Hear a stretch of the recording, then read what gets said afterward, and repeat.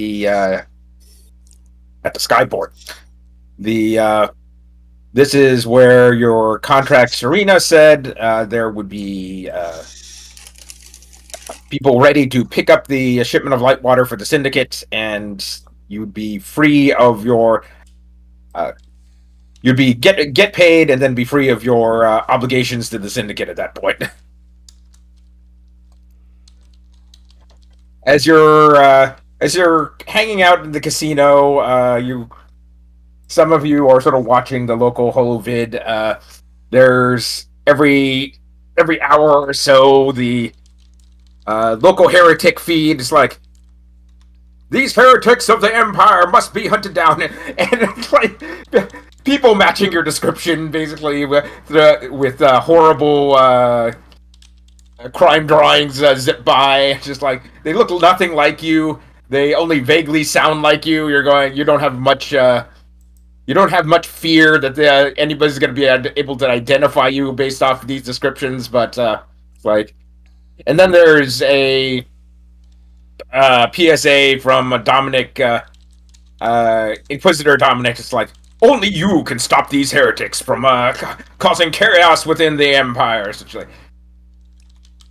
let them not disturb essentially the rest of our holy citizens of the Empire. As about this period of time is about you only got about an hour left before you're about to leave. When you can hear sirens, you can hear the sound of sirens of Imperial troops or police heading into the area you're in. As that you can. It's like, and you hear a amplified voice, and it's like, no one is to leave the casino. It's like, at this, the Imperial, by order of the Imperial Inquisitors, anybody leaving the casino will be considered a heretic and be shot on sight. You are to submit to summary search and interrogation. Yeah, I think that when we came back, we were going to, while we were in the hotel, we wanted to see if we couldn't use that stuff we had to get into the Imperial net and see if we couldn't change Yes. the data on that a little bit. Go ahead. So I need 3 Arcana rolls. Okay, and then does somebody want to put guidance on me and give me help? Yes, I will do that. Okay. Okay, so you have DC 22 to fix this at the moment. Okay. So that's a You 24. need to hit. You need to succeed on the majority of the rolls. Okay, so that's 24 on the first one. And then that's a 22. And this is before guidance. And then. If you succeed on all 3, you succeed spectacularly, and 24, yeah. So even okay, without so very the good. advantage and even without it, we get 24, 22, 24. Okay, so you succeed spectacularly. You've garbled up.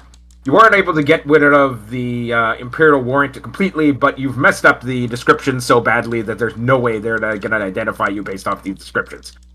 So the ABB is all for some random people that will be picked up and basically summarily executed by the Empire, but that's somebody else's business.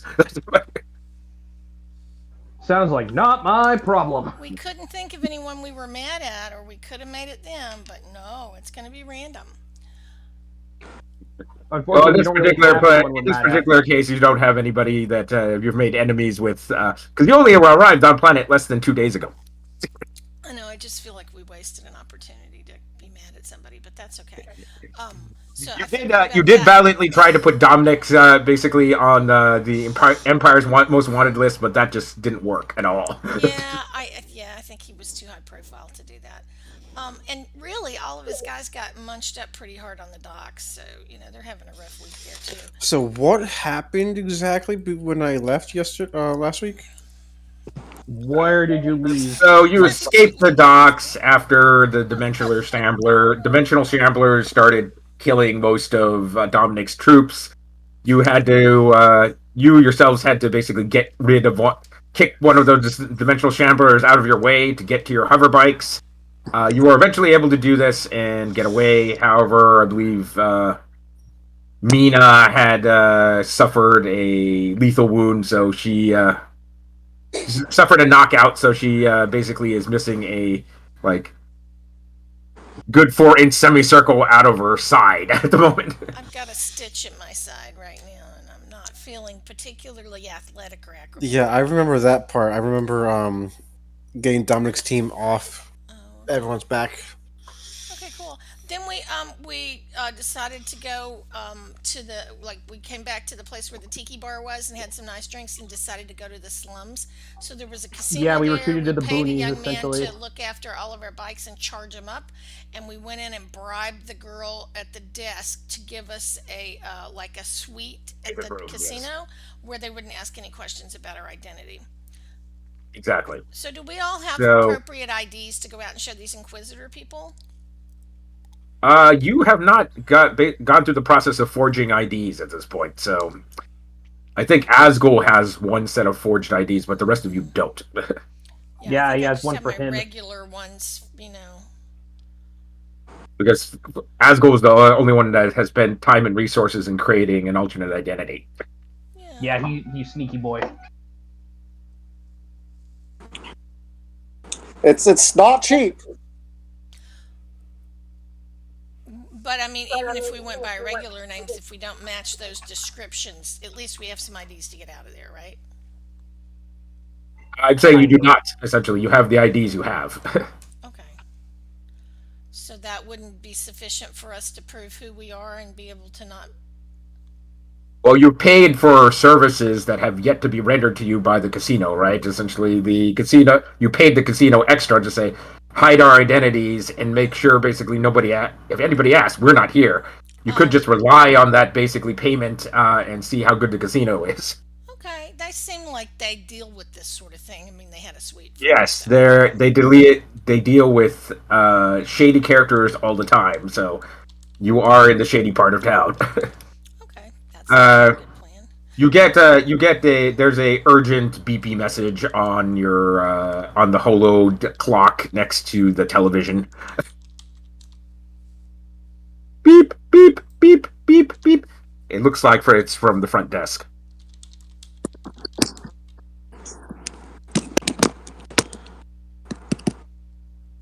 I'll go over and push the button. How does this thing work?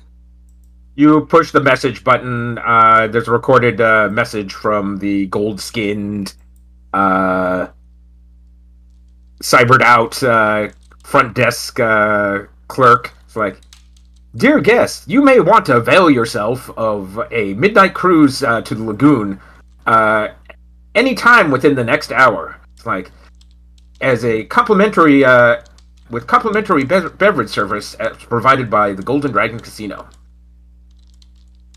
This is after basically the cops arrive, so they're going, oh, perhaps they'd like us to get out of the casino, essentially, so they don't have to Yeah. basically Mm-hmm. explain.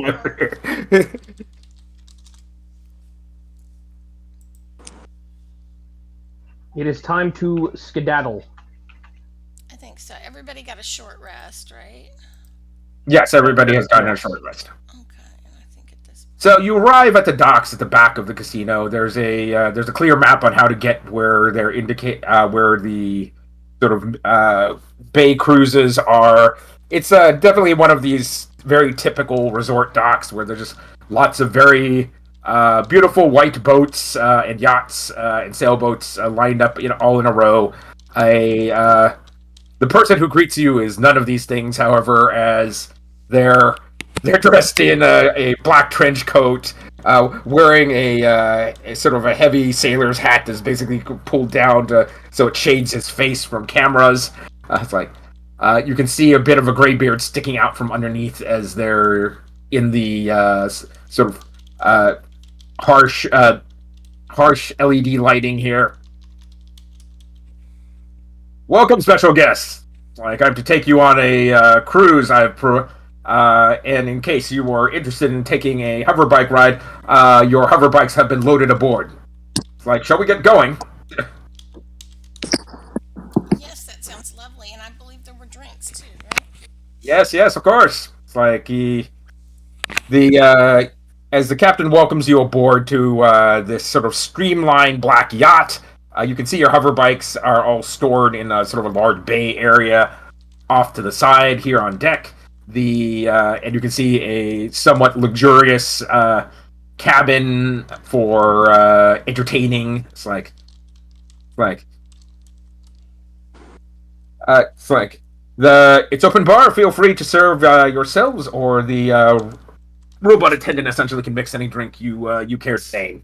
Essentially, I'll be taking the helm at this point, and we'll be heading off immediately. So Mina's gonna go over and check the bikes and make sure that they're charged up. The bikes are indeed charged up, Yay!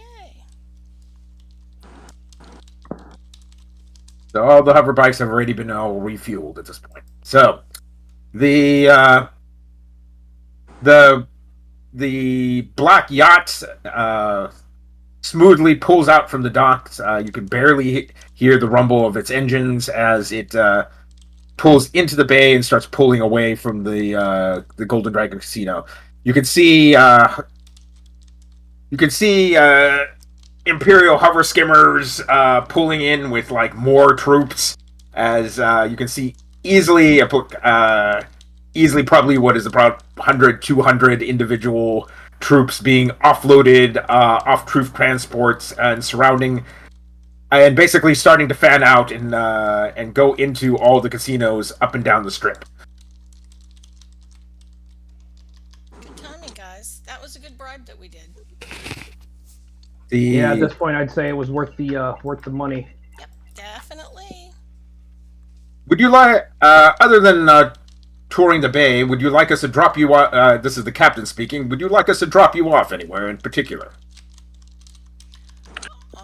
We wanted to go to Bay. Was it Bay 39 that we're supposed to go? So you need to go to the spaceport. Yes, please. I believe we need to meet someone there. Yes, we can take you to the docks of the spaceport. That should be no problem. We'll be there in roughly about 30 minutes. Feel free to be at ease, and we'll let you know if there any eventualities occur. Thank you so much. Aye, aye, Captain. And I just pull my hood down and lean back in my chair. Okay. You're about 30 minutes early to the docks at this point. Some of you have taken a drink. Some of you, like Hate, basically plugged yourself into a charge port. The the the black yacht pulls silently across pretty smooth water. You're all a little in the back of your minds. You question why there aren't as big waves as you'd expect for a water planet. You'd expect it to be all sloshing around all over the place. But the waves here seem to always be sort of like maybe no higher than a foot or two, so you don't get these giant swells all over the place. In fact, the wake of your boat seems to be the largest amount of water movement around here. Okay, so I need a D8 roll for everybody for random encounters at the docks once you arrive. Got 2. I got a 3. I got a 4. I have a jar of dirt. Hey, got an 8. Okay, good. I got 1. Well, that ran the gamut right there. And again, okay. So you arrive at the docks. Serena is there to greet you. It's like,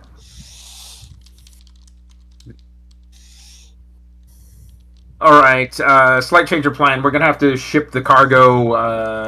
We're gonna have to take the cargo through a sort of back way into the into dock 39. There's a large portion of the of dock 39 basically has been closed has literally been welded shut for renovations, so we won't be able to get through our normal smuggler's path. Unfortunately, this is going to take us through the bazaar, so keep your eyes on a swivel, as it were. And let's see here. And I understand that you have some sort of disguise for the cargo the cargo. Yeah, I'm literally sitting on top of it, and it looks sort of like Master Yoda's like hover chair. But I'm a bird, so I don't weigh that much. Okay, so you're just using minor illusion to do this, or did you use the holo projectors? Yes. If anything, I think we should use both. I agree. Can we use both?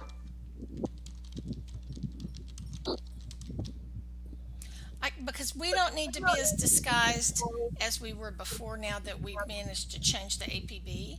So I think we do kind of want to look like dock workers a little bit or blend in, but it's more important for us to disguise the load, I think, than anything else. You're disguising the load as sort of a repulsor chair, and the as you float on through the bazaar,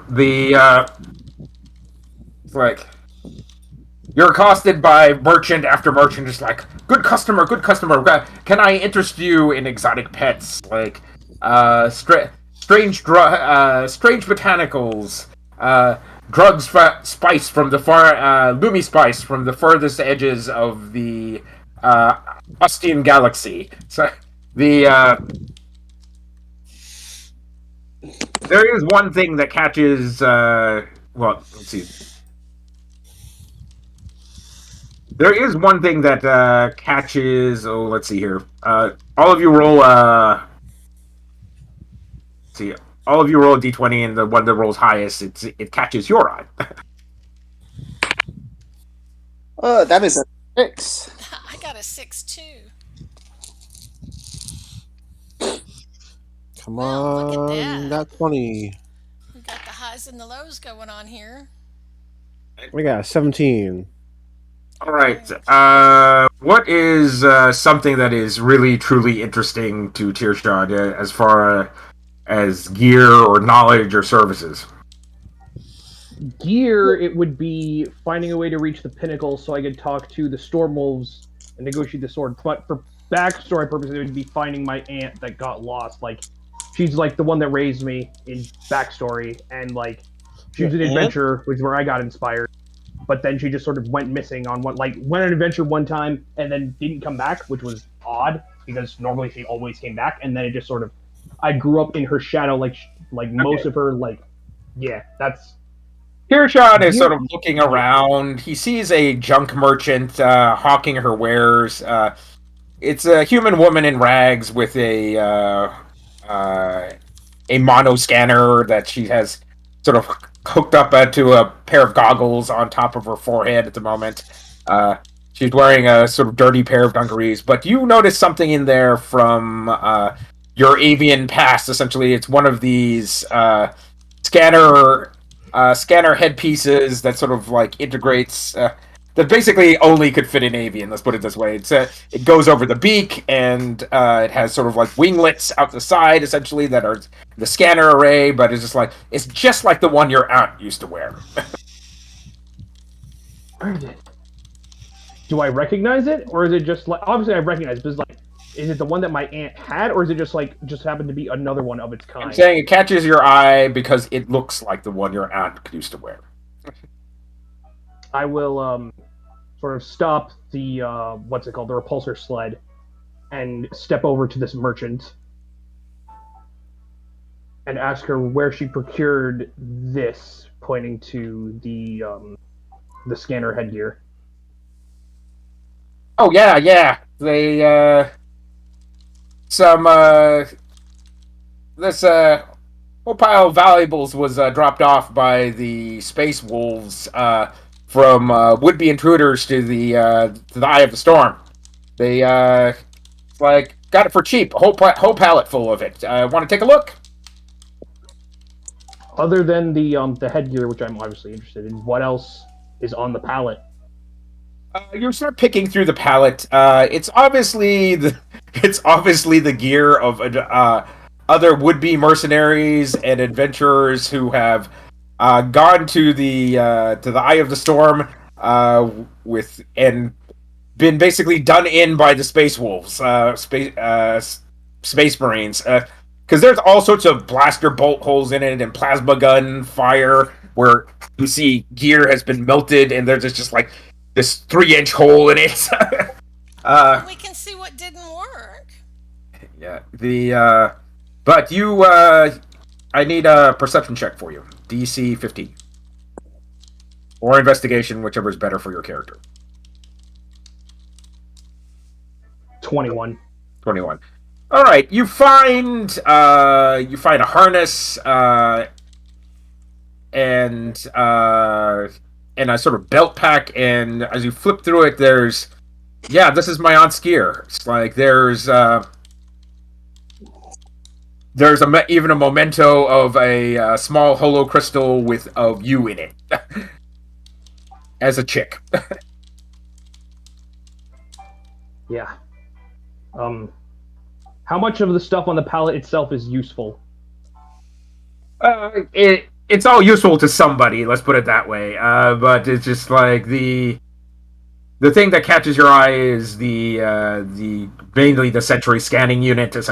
So this is like effectively enhanced senses. So like it will give you radar sense. So it's like a full scanning equipment. It's mainly intended for what is it, like Google Maps type scanning of an area. So it does an auto map type of feature. Mm-hmm. I'm definitely interested in the scanner and the mementos she left behind. But other than just the basic gear, is there any other type of gear that stands out, or just those? Well, roll me a d20 and let's see if the junk merchant has something useful to offer beyond the plot item. Not particularly. Mm-hmm.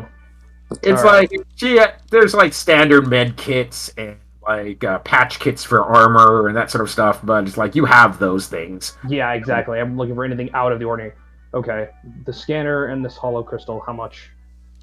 Like she looks it up over. It's like I can sell you the scanner. Well, given I don't get many avians, but then this is an item basically specific for your race, isn't it? 200 creds.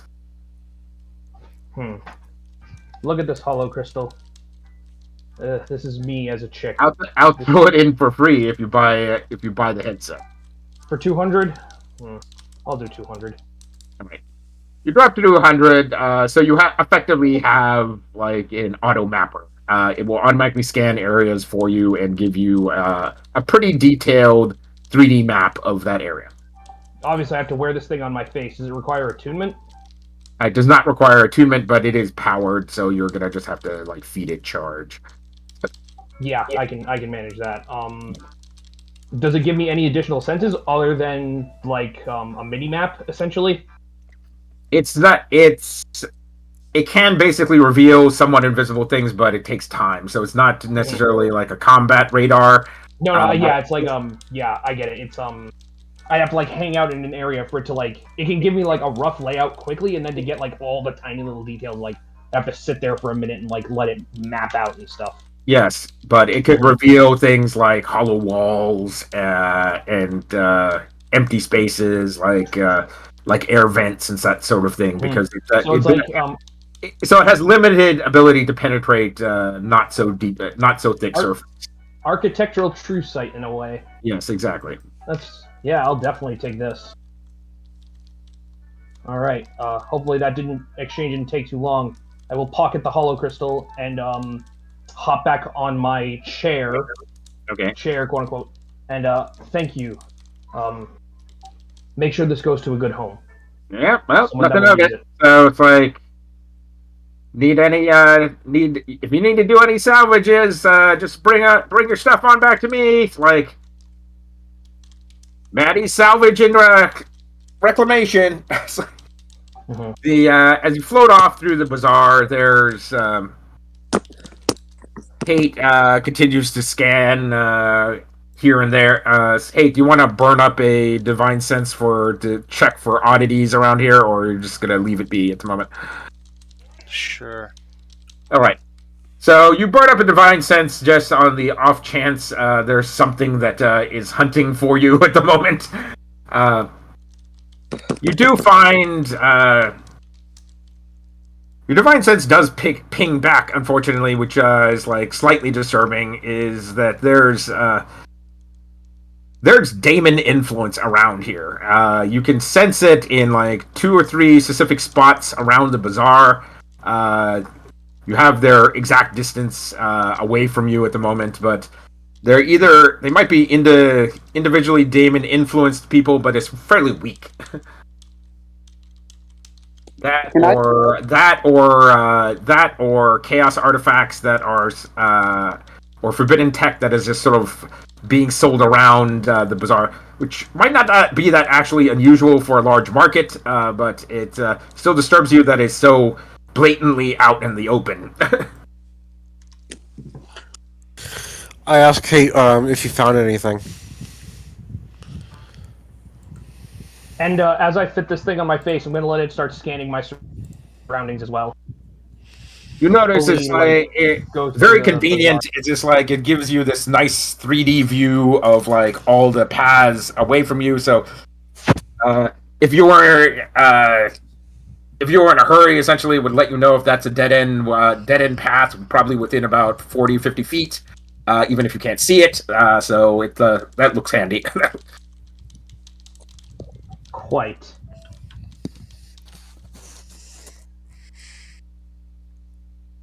But the other thing you didn't notice when you first put the thing on, there are some already recorded maps in here. Fascinating. Extra leads. As much as this might tell me that my aunt might be dead, it was the fate that I had resigned her to long ago. Okay. I always had hope, but maybe this will give us a lead somewhere. At least Anyway. you know she didn't just go out for cigarettes, you know? Exactly. No, she had a heart of gold, and she went out doing what she loved. Fate deemed to give this back. Anyway, I'm content. I will sit back in my chair and continue along with the caravan and whatever we do. Do any of those preloaded maps involve the eye? Yes, Do they? some of them obviously involve the eye. He's flipping through them at the moment, and it's just like, all right. A lot of them are sort of generic, basically generic military base corridors. But once you link them all together, essentially, and which he's going to have to take time to piece them together, it looks like a fairly complete map of everywhere his aunt had gone in the Eye of the Storm. Cool. As there are a reasonable number of aliens around here, like majority. This is definitely a resort area, so it's majority human.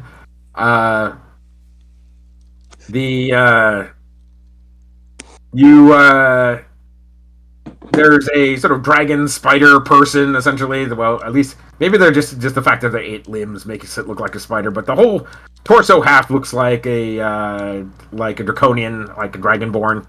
Like, what are you looking at? Hi, sir. I'm not going to be disguised as like a wealthy merchant. I'm looking for. I collect poisonous animals. I got a scorpion from the deserts of the Sahara that's real nasty. Is there any like frogs or squids that are very highly poisonous that you sell? I have what you can see. He's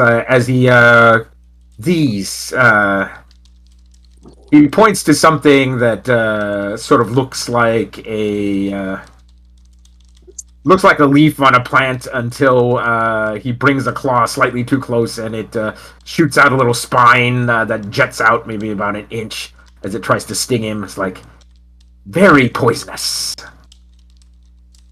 You mind if I examine it for a little bit?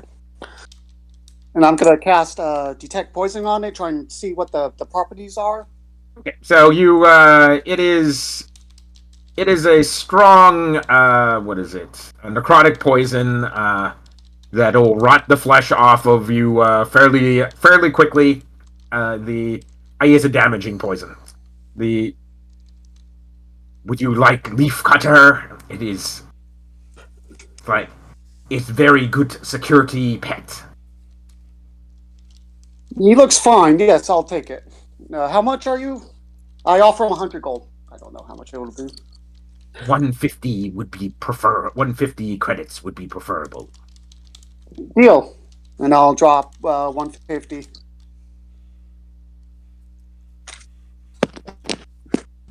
You also buy special feed. Yes, 20 credits. Okay, yep. What type of feed is this? uh, it's it's sort of like pelletized food. You have you sort of like lick it and taste it just to see. It's like, well, it has some meat product in it, and but it is mainly plant matter. So it's like it might be it's sort of like standard kibble, but it's also something you don't carry on you because your pet normally doesn't require feeding. It just photosynthesizes in the sun. Okay. So it's like it's sort of standard kibbles like rice and basically meat tailings that have been basically ground up into pellets. Okay. Like, what other nutritional needs it has, you have no idea. We'll probably have to look it up in a zoology database at some point or another, essentially, and get the exact its exact feeding habits to make sure it doesn't develop malnutrition or something weird like that. Uh, The you can't so you have some sort of lizard insect thing. It also has like like 6 limbs, like the merchant had. Must come from his home planet. It can sort of lay itself flat, so it looks like can blend in with the surface, or it can sort of like spread its scales out to look like a leaf. It has some limited chameleon capabilities, but it looks like a good thing to like leave on a doorstep or next to someone's foot or whatever, and poison them with, or put in their backpack. All right, you put it in a stasis jar and stuff it into the merchant puts like grabs it with a pair of tongs and sticks it into a stasis jar, seals up the jar and hands it to you. It's like uh, stasis jar will be good for 10 hours. It's like either repower or feed before then. Thank you, sir. All right.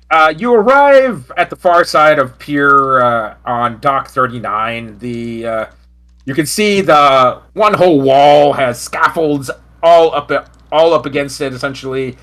So those aluminum scaffolds, about 3 or 4 tiers high. Uh, you can see holo warning signs all over the place indicating area and constructions like extreme hazard, do not enter. As Serena sort of brushes through the hollow and motions you guys to come. The As you head into this space, there's some sort of low-level force field holding back the noise and construction debris from entering, like flowing into the bazaar. Uh, Except in this particular case, it's keeping the sound of the bazaar from entering Dock 39, as it's like dead silent on the other side of this sort of vaguely blue glowing field. Uh, as you walk around, poofs of construction debris, dust kick up into the air, and you can smell the smell of sort of mold from probably water leaking into this place because you're guessing it's probably slightly below the level of the ocean surrounding water, and the pumps aren't like fully 100% working, nor is the dehumidifier. Uh, you can you can see small like weird fish that apparently can breathe in the water, sort of like jump up out of some puddles of water, like scoot around a little, like grab an insect, and then jump back into the water.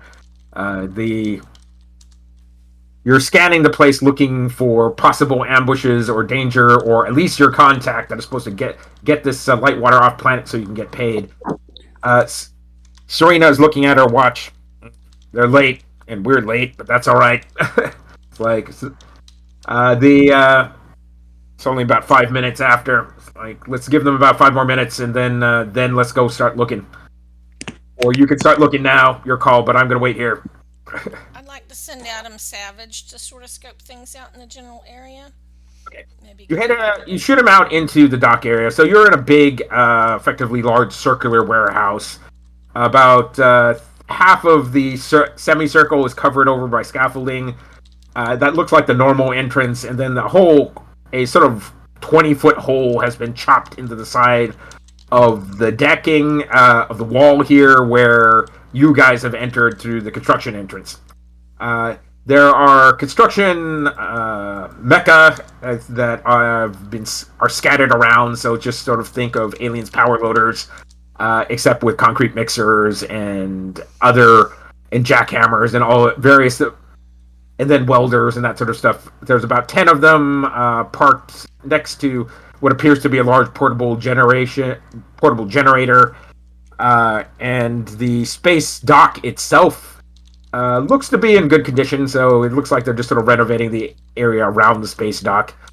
Uh, Adam Savage goes zooming around the whole edge at scanning for possible interesting stuff. So roll investigation or perception for Adam Savage. 3 rolls, DC 20. Okay, so am I just rolling for him? I mean, am I just rolling my perception? Well, is everybody searching, or is like just you? Oh, okay. I'm paying attention to my 3D scanner. Okay. Your 3D scanner has about a 50-foot range, so you've sort of picked up the like normal stuff that I've just described to you at this point. Yep.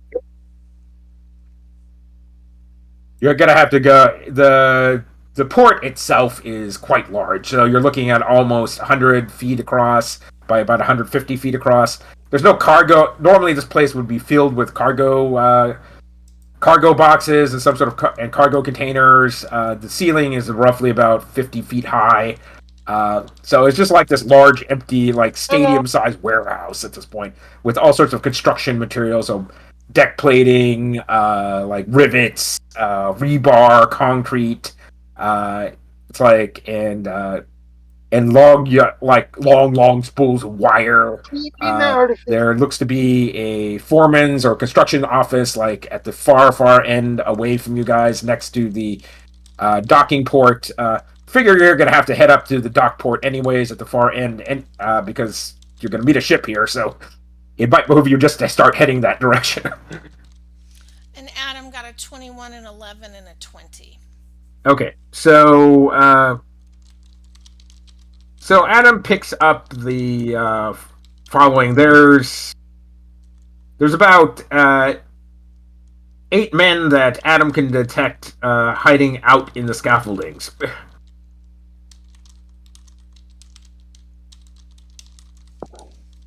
They have camo cloaks. They have sort of like active camo cloaks over them. It would be incredibly easy to miss them, but Adam did happen to zoom by and actively scan them, and they didn't basically take a pot shot at Adam. Thank you for that. I guess that would have like ruined their cover, huh?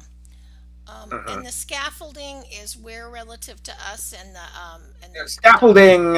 So think of a big circle, and half of the circle is covered by scaffolding, and then and then and then sort of like on the directly far side of the circle away from you is the dock, essentially the space dock where ships dock. So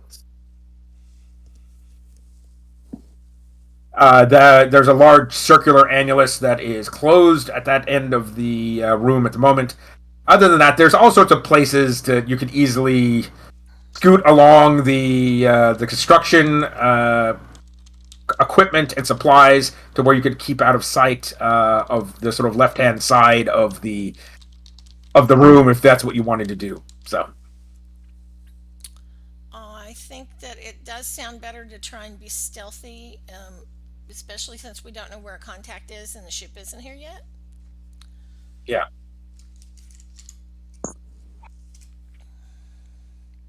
Do we need a cloaking field of our own? Well, it depends on whether you're trying to hide or not, or if you're going to try to contact those guys hanging out in the scaffolds or not. You don't know if they're friendly or not at this point. Yeah, it's true. They could have been hired by our contact. Do we have any way to reach the contact? Do like does Serena have like some sort of a way to phone them or? Oh, I only have the time. Essentially, they're supposed to be here. Like what her and we sort of work on her in this time here, so people are like perpetually late.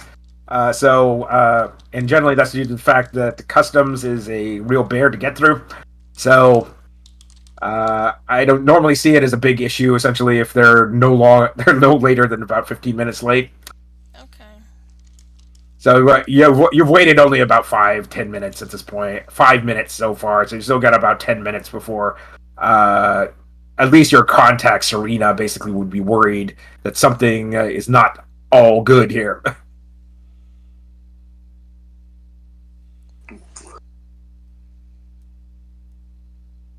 We know that we want to avoid that other side, but I don't know that the contact, they may be working for the contact or the contact might be surprised by them.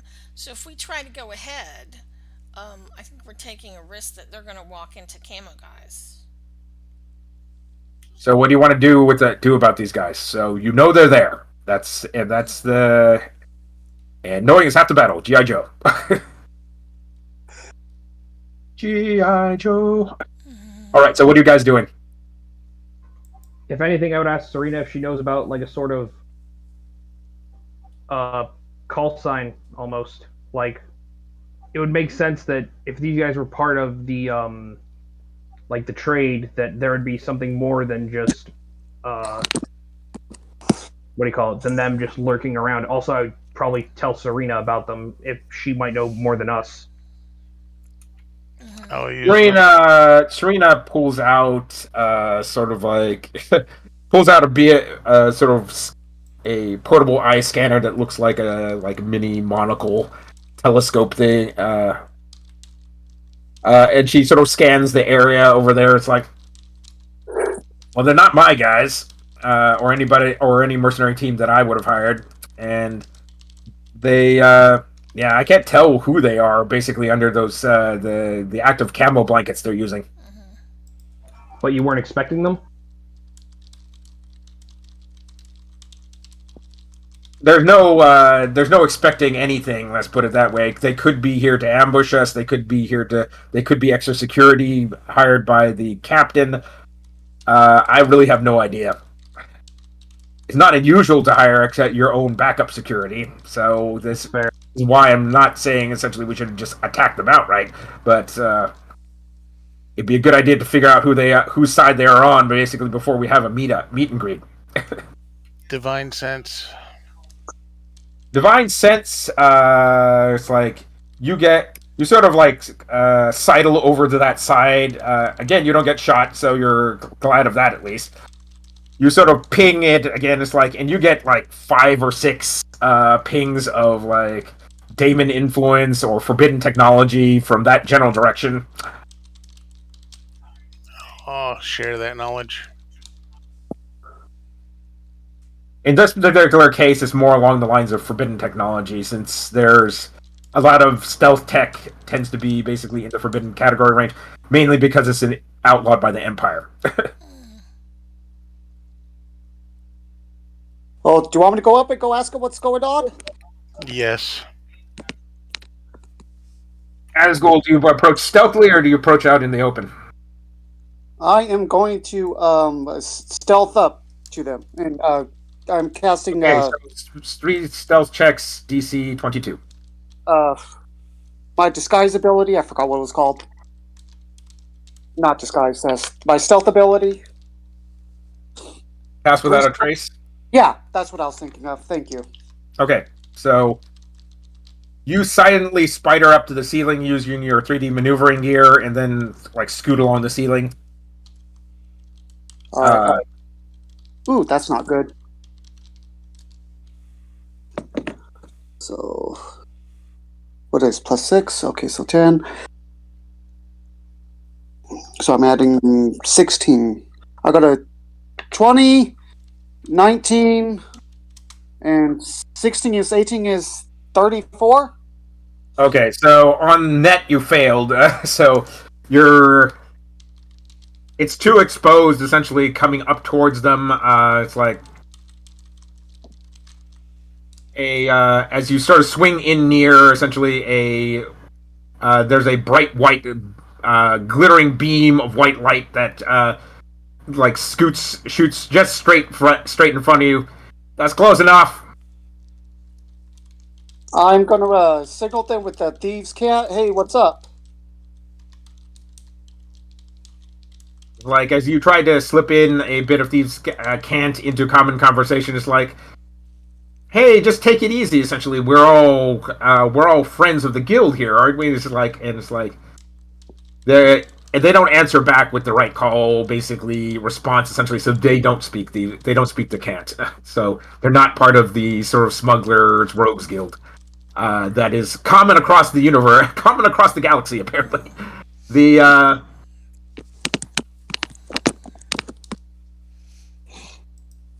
well, since you've already made us at this point, there's a two individuals sort of flip off their active stealth camo blankets and revealing guys in full combat armor with sniper rifles. They're going.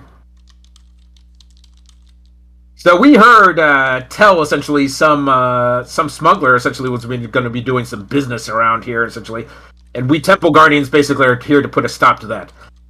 Since you're here, coincidentally, when we expect him to be here, essentially, we're taking you into custody.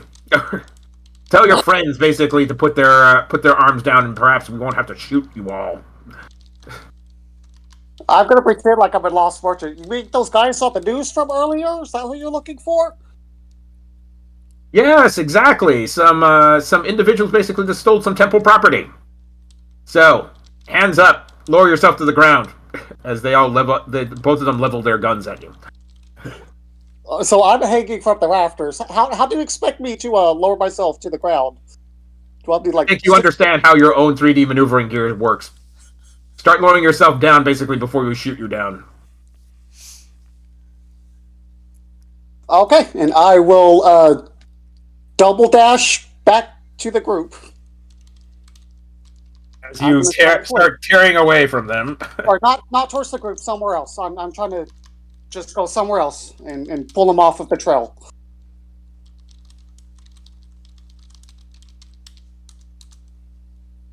Ooh. What's my hit points at?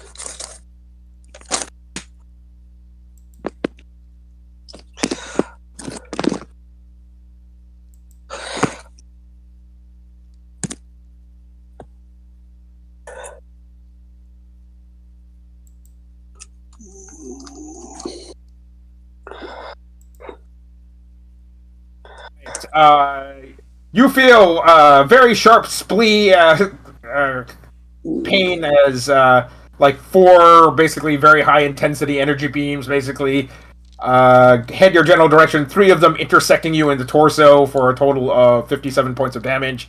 As you zoom down under cover, you zoom up into the rafters and get basically behind cover. It's like as you're going, those are extremely powerful sniper rifles. You're going, oh, that sucked.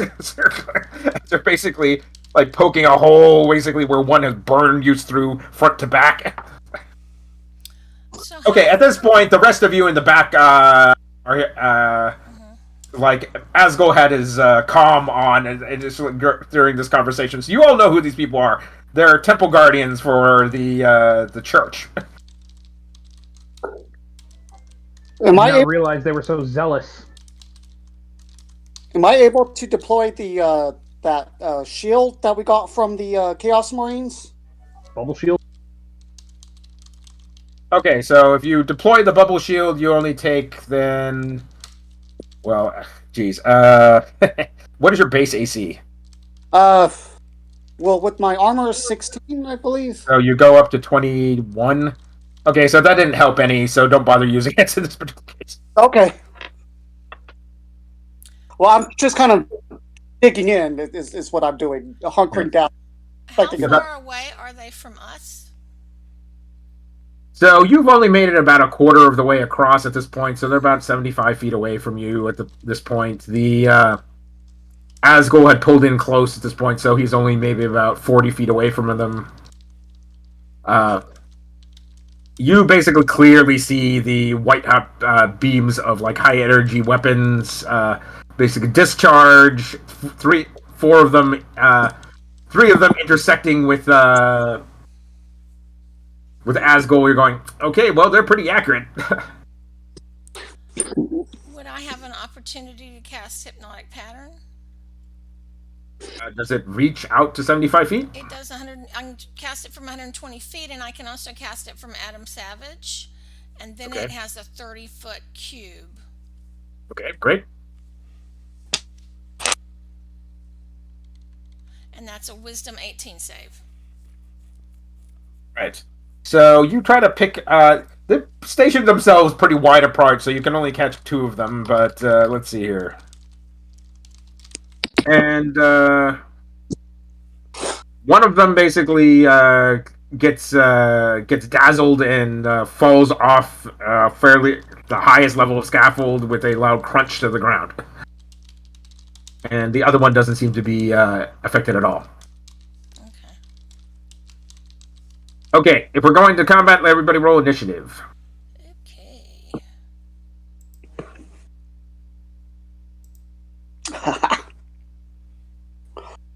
$16. Ooh, 24. Ooh, A little nice. high.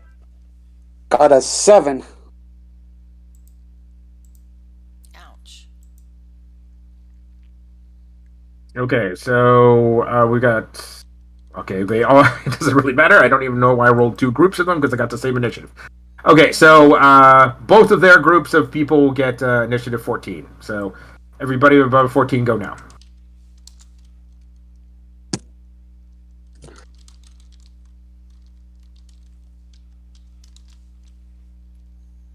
How big is the area of scaffolding that they're all positioned on?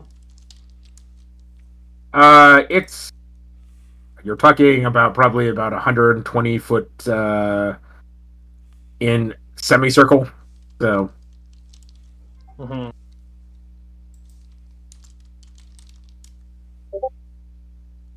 So you're in this sort of huge oval-shaped room. There's certainly plenty of places to seek cover behind construction material or construction equipment. It's just they're scattered. They're basically over a pretty wide arc. So we're talking about they probably have almost 50 feet between each one of them. Would you allow me to use control water to redirect the flow to soak all of them?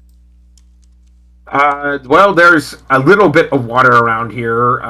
So we're not like we're not like on a dock. We're like, No, you're inside a spaceport. got it. What I described was the fact essentially the level of this room is probably below below sea level, though. So you can see. You're guessing basically without too much work. Basically, you can get it to rain water if you want to use control water, because there's probably all sorts of pump systems basically running pumping water out of this place continuously. Oh yeah, I'm gonna get them wet. All wet. Okay, so control water, does it take an action or does it take longer to cast? Let me take a look real quick. Where did you go? There you are. Casting time, 1 action, concentration up to 10 minutes, range 300 feet. Okay, so you basically start tracing the pipes back from the main pumping station, and it's like and pick some pipes that are just like above about a quarter of the scaffolding and just tear them down, essentially causing the water to burst its pipes and rain by heavy iron and pipes and construction debris all over these guys. They will say you catch 3 of them. 2 of them simply like 2 guys emerge from camo blankets and sort of make double backflips and land on the ground behind some construction equipment, taking no damage. And then one of them basically is not so lucky. Basically, got sort of tangled up in his camo blanket. Basically, gets washed out into the middle of the room, getting How many of them did I just like get mangled wet? in the process. Okay. Was that the only person above 14? I got a 16. Okay, then Mina. So,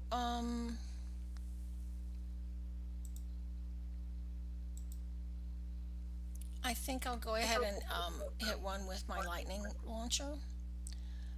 Okay. Whichever one looks like they're closest. So, yes. Hit the one that's wet. Oh, that's an 11. That's not very useful. Well, that's definitely a miss. Yeah, let's see what the second one. The second one's a 15. Does that hit? That is also a miss. Well, that's not okay. So I'm gonna try and shove one of them. Let's see. Oh wait, what's the range on that? I'm not within 30 feet of any of them, correct? No, you're not. You're Okay. effectively everybody but Asgul is like 75 feet away at the moment. I'm just gonna use my bonus action then to move Adam Savage someplace where he can cast from a different range than I can, and where he's undercover. Is that possible? Sure. Okay. So you zoom Adam Savage back up into position essentially as he dashes 60 feet, I will assume. Yeah. All right. So the bad guys. Let's see here.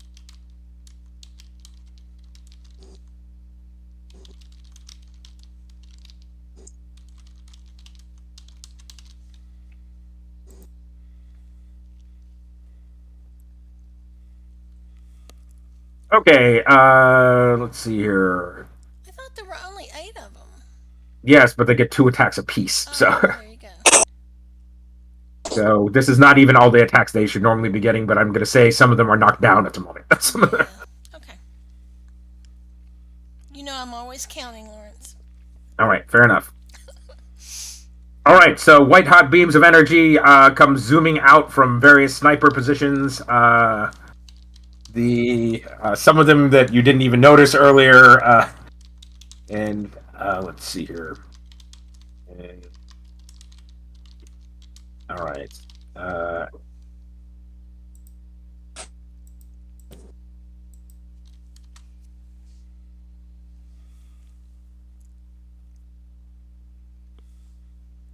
Okay, let's see here.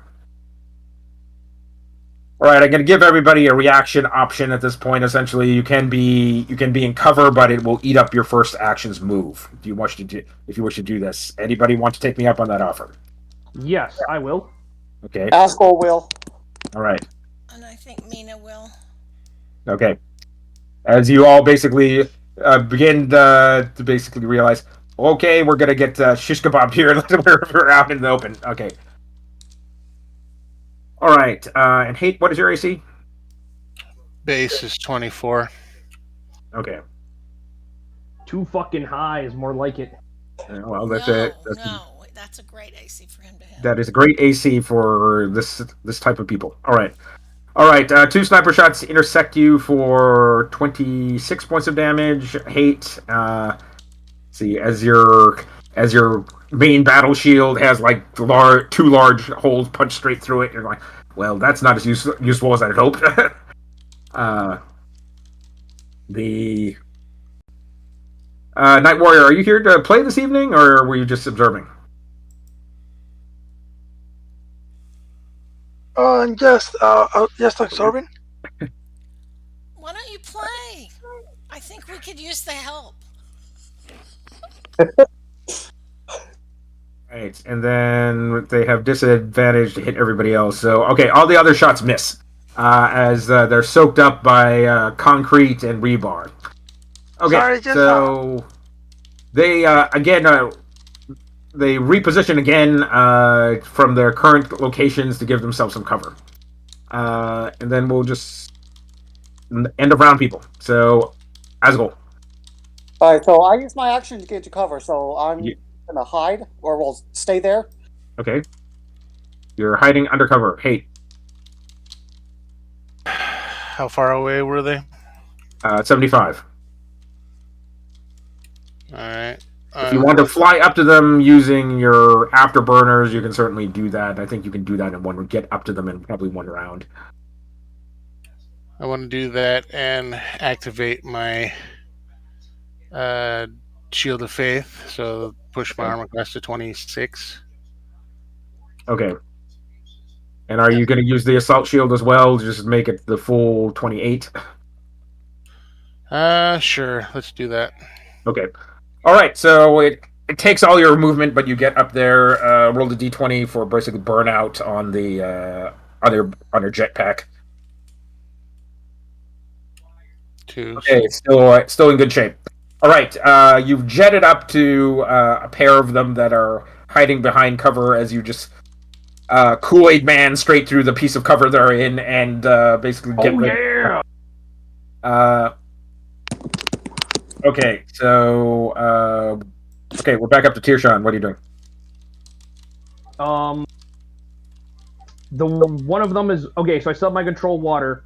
So I'm going to try and like redirect flow again to like try and soak as many of them as I can again. Okay, you run over the sort of other half essentially of their team. Let's see here. 20, 20. I don't know how much of their gear can handle being wet, so They work on a water planet. It's a good guess. All their gear can survive being wet. well, that's just one part of the plan. But okay, Yes, but the fact is, there's all sorts of construction debris that you can sweep along with the water that that will too. batter the heck out of them. So 3 of them don't seem to get out of the way in time and go get like they seem to be expert combatants, so their combat rolling out of the way, i.e., they have evasion, but so they're taking half damage. But the one of them, one of them completely gets out of the way, and 3 of them basically get partially mangled. Right, but they are still there. And then spiritual weapon bonus action. I got a natural 20. Okay, well, you'd have to have moved up. Essentially, your spiritual weapon can't possibly reach the 75 feet. Okay, yeah. Can I like move up? It how much range does spiritual weapon have? It moves 20 feet per round. You really want to cast it on where you were fighting. Has a range of 60 feet. The range is what we 60 feet. discussed. Okay, so you can actually cast it over there. All right, you toss your spiritual weapon out there, and it tries to bonk somebody. Go ahead and roll to hit. I got a 1, so 6 damage. Okay, your spiritual weapon sort of. It is, yeah, it's only level 2, so. Your spiritual weapon basically gets caught in a bit of construction debris, and it's like, it's just sort of, you're trying to jiggle it. How the hell did I do that? You have managed to hook it into like this whole cage of construction debris. Is like, how did I even get it in there to begin with? Tree. Okay. If I use catapult, is somebody in a position where I can whack with that? Yes, you can get the second 2 hit if you miss the first one. Yes. Okay, that's it. With catapult, it goes for 90 feet, and then they need to do a Dex 18 save. Right, got it. Let's see here. Okay, so you smack the first guy. So give me damage. Okay. Okay, so that's only 9 damage. Dang, that's a sadness. And then for the second one, concrete cinder block goes flying and cracks one of these guys in the shoulder as he sort of spins. Them shits hurt. They're heavy. yeah. Carried those. I think I should probably do my lightning launcher for the next one, and that is a 23 to hit. Okay, 23 hits.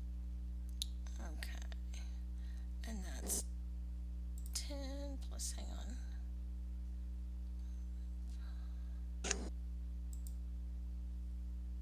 And that's 11 damage on him. Okay, got it. Is Adam Savage within 30 feet of any of them? Yes, Adam Savage is within 30 feet. Can he telekinetic shove and try and knock one of them off the scaffolding? They're all off the scaffolding at this point. So okay. Well, if there's any of them he could knock into something or over something, off something, they need to make a 17 strength. okay, let's see here. Okay, it does not work, unfortunately. The guy basically just sort of jukes out of the way, and the telekinetic shove misses. Okay, it happens. That's good. That's me. I'm going to stay behind something, and Adam Savage is going to stay behind something too.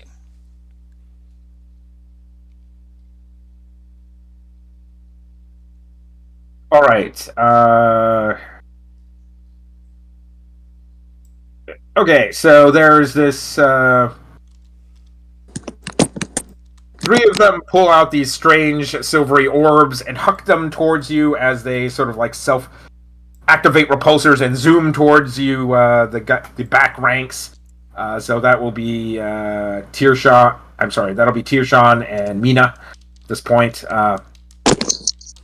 They let loose this weird whale noise type sound, and I need con saves for the two of you times 3.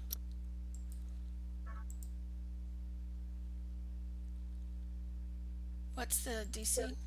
DC 18. Okay.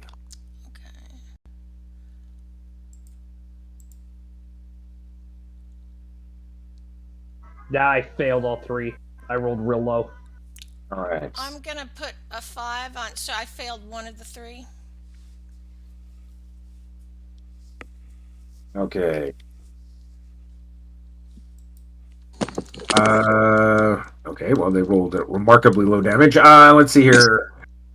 Okay, so let's see here. It's 10, 10, and 5, essentially, for the sonic damage, as the screechers basically hit your location and really blow out your eardrums. So when you say 10, 10, and 5, so I saved 2 of them and missed 1, so So just apply it to the 10, so you take 15 points of damage. Oh, so I take 25 total damage and then 25 probably total death. damage sonic, yeah. okay. All right, both of you are basically rolling around on the ground, going, Jesus! And blood is leaking out your ears. Okay, so, and then the other guys need to shoot somebody, so.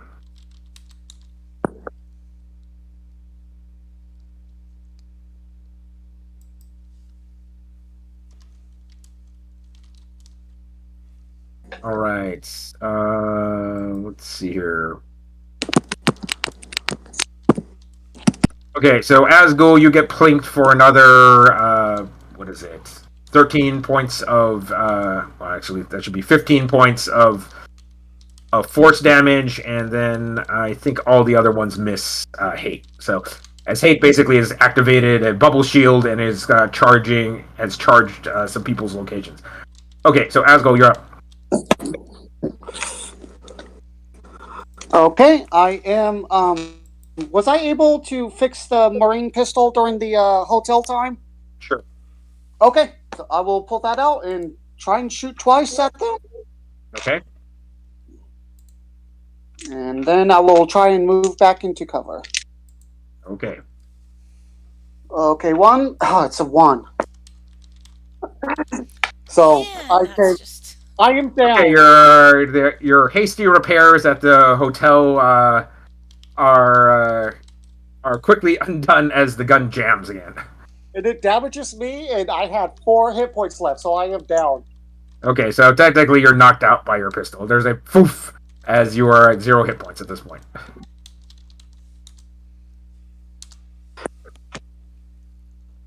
Fortunately, your 3D maneuvering gear is still holding you up in the rafters, so you cannot technically fall down to the ground. Okay, so, hey. Alright, chainsword. Alright, there's 2 of them in front of you. Go ahead and roll your attacks. They are AC 19. Okay, first one's gonna hit, so I'm going to Divine Smite with level 2 Divine Smite. Anything special about these guys that makes them susceptible? They are not particularly susceptible. What you were detecting earlier for Divine Sense is their stealth gear.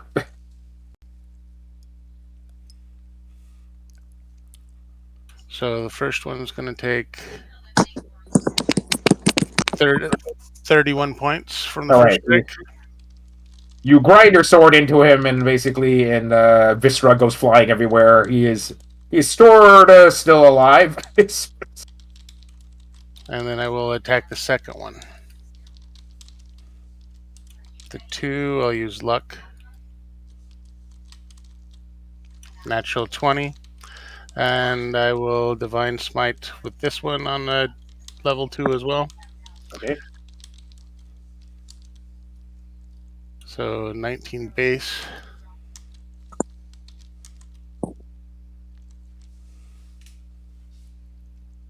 $32 to him. Nice. 32. Okay.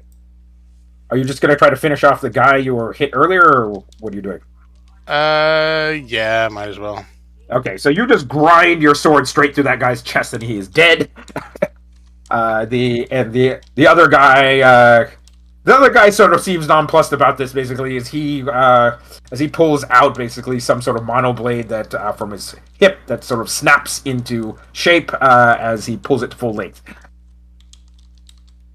All right, let's see here. Now we've got Tirshan and Mina. Am I like stunned or am I? What was the result of last round? Because I failed all 3 con saves. You are disoriented, so you effectively have disadvantage to everything at the moment. You do need effectively this will remain so long as you're within the screamer radius, and you will also continue to take damage so long as you're in the screamer's radius. So you need to get out of there.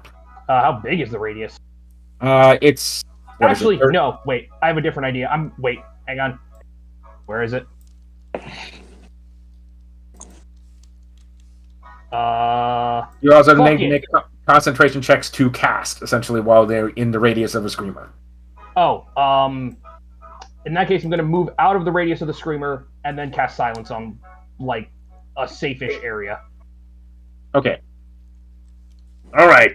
Blessed silence as you're going, they're still ringing in my ears, but it's like, okay. All right, so you're out of the radius. My, what do you call it? My spiritual weapon attack. Oh, by the way, my spiritual weapon does lightning damage, so okay, I don't know if that does anything else to the soaked guys. Another natural 20? Are you kidding me? I will prove it. I need 3 concentration checks to make sure your spiritual weapon is still there. Spiritual weapon is not concentration. That is good to know. Yeah, that's the nice thing about it. That's better. This time I rolled an 8. So that's 20 damage to one of the soaked guys. Okay, you clock one of them, one of those guys up the side of the head. Whack! He is still there. All right, Tree. Okay.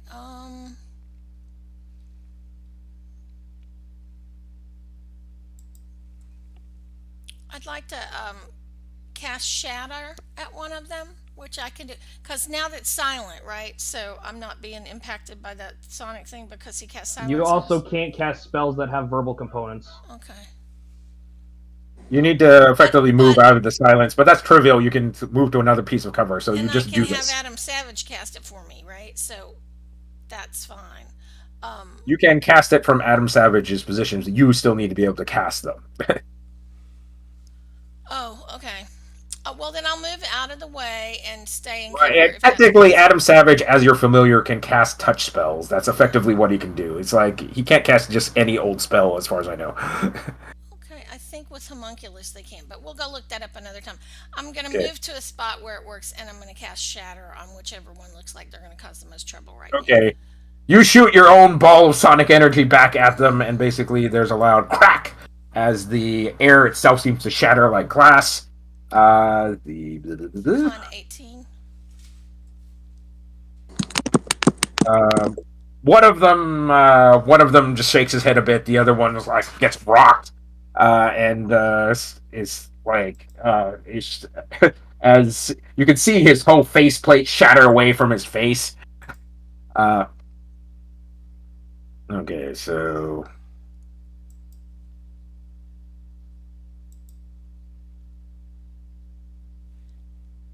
It's only 12 damage, but all of the stuff around him is going to be munched. So hopefully his cover and maybe some debris. Okay, let's see here. Hate gets stabbed,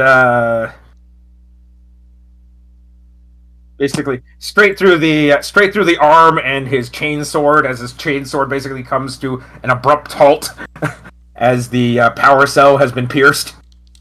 Okay, so you take a total of 18 points of damage as he puts a well-placed mono sword strike straight through the back of your gauntlet into your chainsword power cell. Let's see here, and then we need to have some people shoot.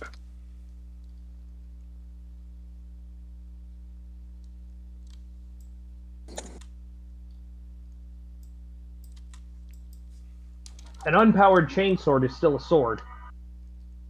Yeah. It's more like a heavy club at that point. It's more fun. It's like a spiked club. So you can get the D8 out of it. It just doesn't do the 2d6 anymore. Let's see here. Okay, these guys universally suck. They cannot hit the broadside of a barn. And Yay! Stormtroopers! all right.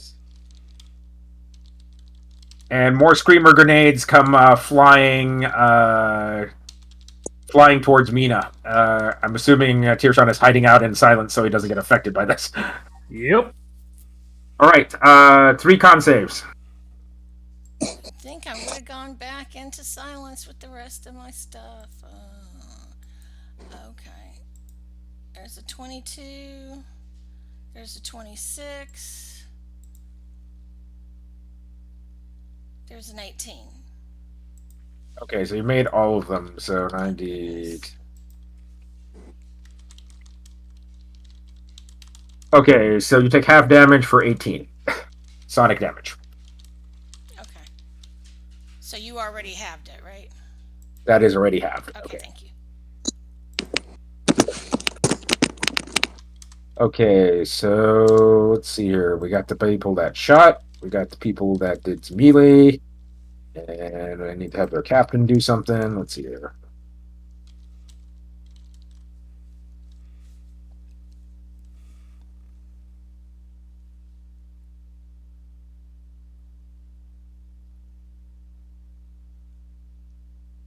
All right, so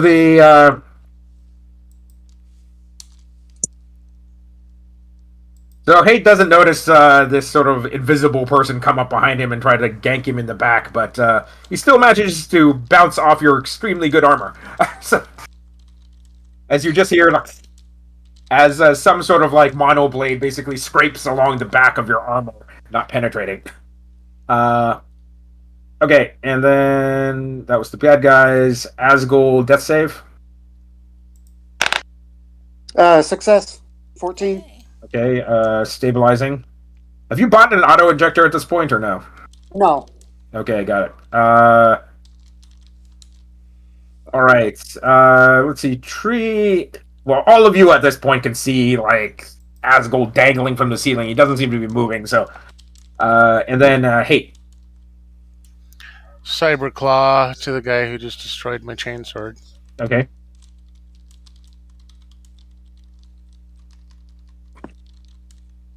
Luck. Okay.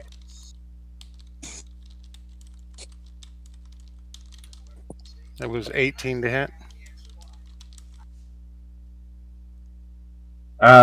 Let's see here.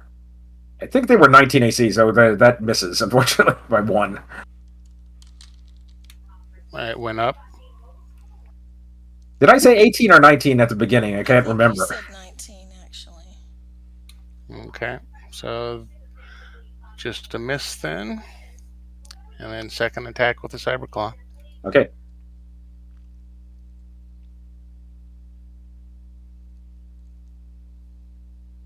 That'll hit.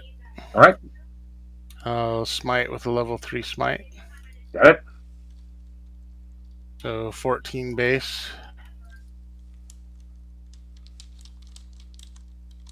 $13 more, so 29, 27, 27. 27. Okay, you put a good old solid like Kali Ma on this guy. It's like to start crushing his chest armor basically between your claw, between your thumb and the rest of your finger, claw-y fingers to try and crush his chest in. He seems to be not happy about this, but he is still alive. All right, Tirshan. Now I lost control over the water, but now I have silence that I'm concentrating on. So now I will just start flinging lightning at people that are wet. Okay, go right ahead. I'll give you advantage to hit. Sure. Oh, lovely. So that's their AC was 19. You said That is correct. that's 1 hit.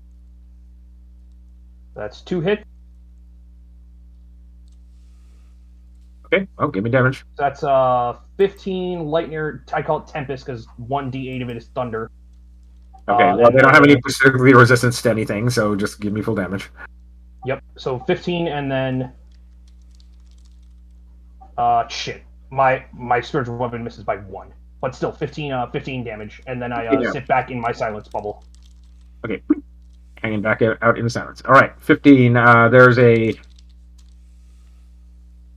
You catch one of the guys that had already been hit by your typhoon once, and then like shot earlier by a tree, and now he doesn't not seem to be getting back up. All right, Mina.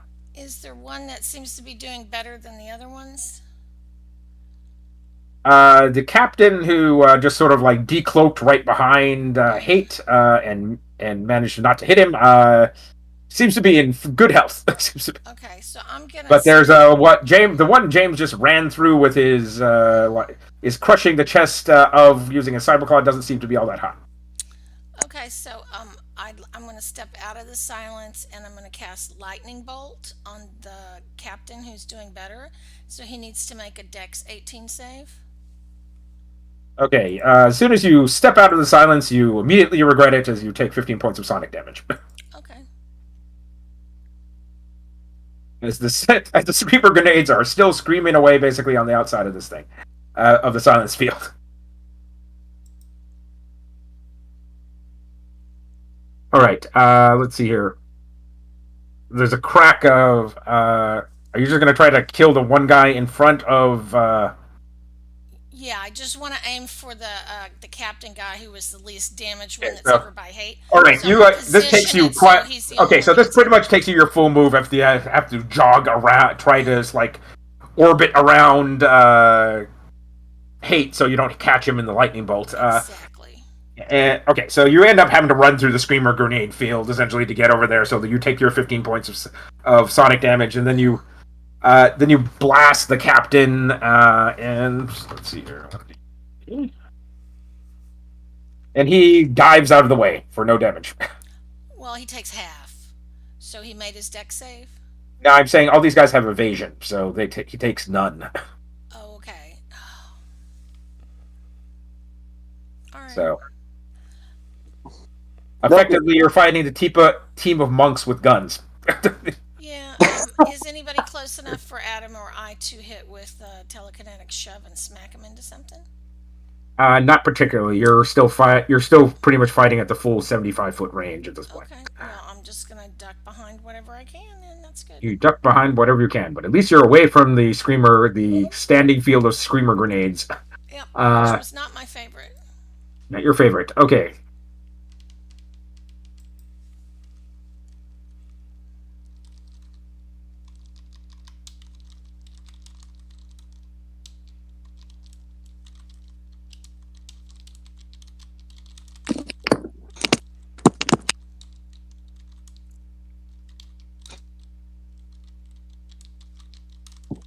All right, the captain and his lieutenant, even with their combined efforts, cannot manage to basically hit Hate, which is good for Hate. Even though they seem to be very coordinated, i.e., they have something like pack tactics, it's just like they still can't hit you. As they're clanging, causing sparks to fly off your armor everywhere. Let's see here.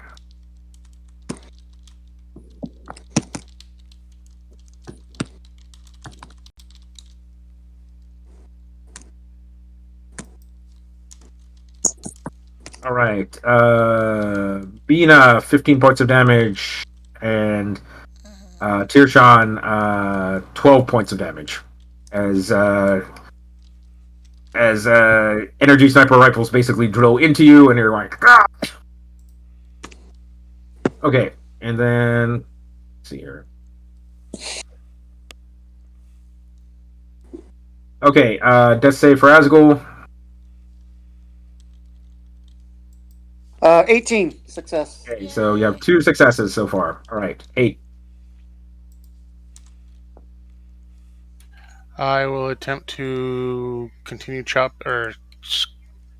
crushing the guy that I'm crushing.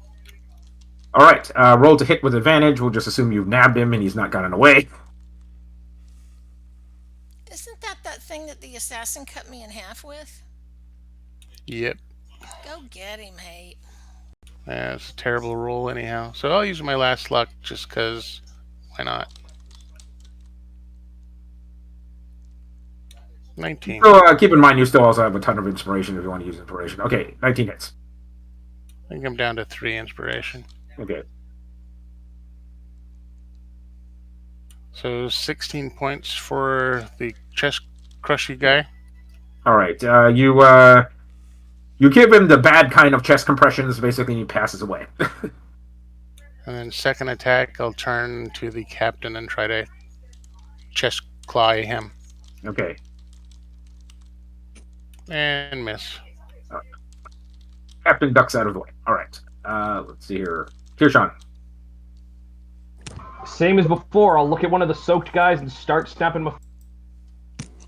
All right. So just roll. You have two of those attacks, and you have one spiritual weapon attack. So just roll 3d20. That's what I'm doing. Are there any ones wet that I can get advantage on? I'm saying everything's wet around here, so you can get advantage of them. Really. You've run water over all of them at this point. That was my goal. The captain. So You said 19 DC, right? 19 ACs, yes. AC, yeah. Okay, so that's only one hit for regular spell, and then Arc Soul. That's 2 hits. So let me roll damage real quick. I'll give you the number. So 13 damage. 13 damage. Okay, still alive. Let's see here. And then Mina. Okay. I'm gonna go ahead. So the captain's the one that we're most concerned with right now. Is that right? Well, the captain hasn't actually managed to damage hate at all this whole time, strangely enough. But he's the one that's the healthiest. Okay. He is definitely the healthiest. There's lots of lower health targets that you might be able to finish off, though. Let's put it that way. Does he look like he's wearing a fair amount of metal? It's hard to tell exactly what they're wearing. It's sort of like this grayish blue. It could be ceramic, could be metal, it could be basically soft armor. It's hard to tell.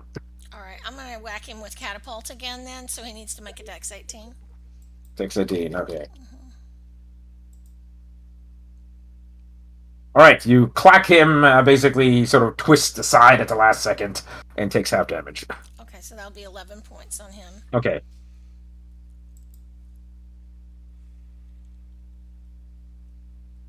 All right, let's see here. The bad guys.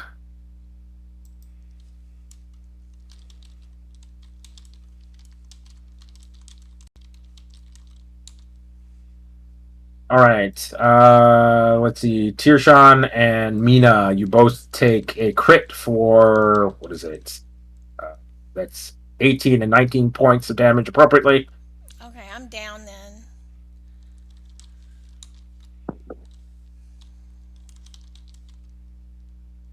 Okay, and then let's see here. Ow, my gizzard! All right, Captain can't get a roll with advantage anymore. Let's see. You're back at 26. That's, I believe, is that correct, AC? For melee, yes. 26 melee. Okay. All right. So the captain does get one hit through for. Let's see, as he stabs his mono sword into you for. Let's see here. 9 points of damage.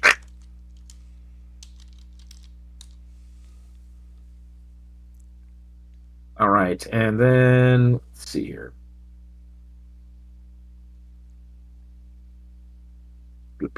I already had the people shoot, and Captain no longer is backup person. Okay, so hey, Asgul, what was your death save? 18 again. Yay! Okay, so you're fully stabilized at this point. You no longer have to make death saves. Is he alive?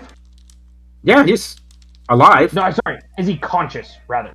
No, he's not conscious at this point. But he's stable. I'll allow But to he's continue to make death saves on the off chance he rolls a 20 and becomes conscious, but he's But he's unconscious. still hanging from the ceiling like a chandelier. Yes, he's still hanging from the ceiling like a chandelier.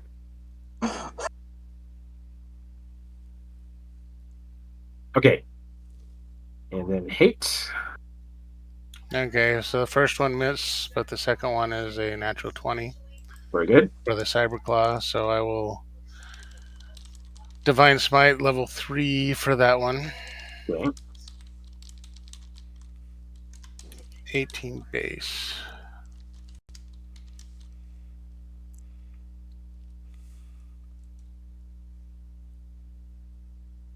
Ooh, sweet. So 49 points to the captain. All right, so let me see if the captain manages to get out of there. No. Okay, so you have a really good hold of the captain's midsection, essentially, as you are basically taking your power claw and, like, there's this horrible tin can crushing noise as you sort of begin to shatter his armor and, like, crush it into his chest. Okay, let's see. Tirshan. All So right. you see Is Mina tree having behind? fallen down off to your left, and Asgul hanging around in the ceiling, and so Yeah. Yeah. Asgul, have your roll a medicine check for your pet. I was gonna leave my pet in the ocean in case we had to get a water getaway, so he's currently a fish. As Apparently a can fish. be. Okay, so all right, Is there never a mind. chance you can We'll bring say out the? your. I was gonna have your pet do some CPR on you, but That's why I wasn't using attacks for him, because I okay, planned fair him. enough. I got it. Okay. Is tree behind cover at the moment? You can see trees' feet sticking out from behind a crate. Sort of Okay, like the Wicked Witch of the West. Yes, exactly. Can I have sort of like slightly retconned it to say that I cast silence on a? No, that wouldn't make sense. Then I wouldn't be able to. Never mind. Can I make the dash from myself to her? Yes, absolutely. Okay, I will dash. Roll a d20 check for me. Higher is better. So, because you have no idea where the actual screamer grenades are. Okay. All right. You run out. You basically take 10 points of sonic damage because apparently some of the screamer grenades are already stopped functioning. But you do manage to run into one of the fields. I'm like, ah, geez.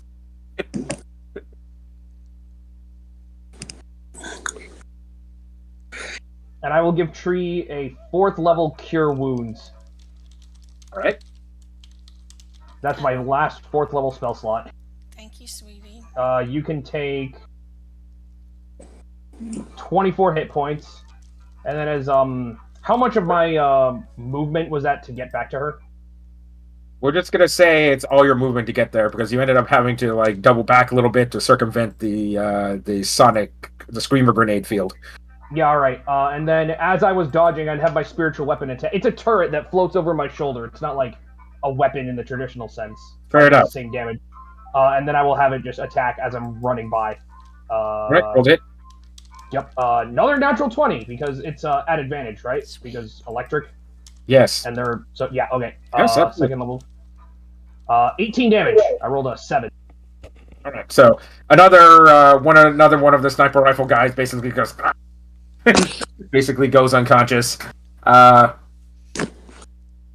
Okay, so Mina, you're up. You just have an action left, essentially no move, no bonus.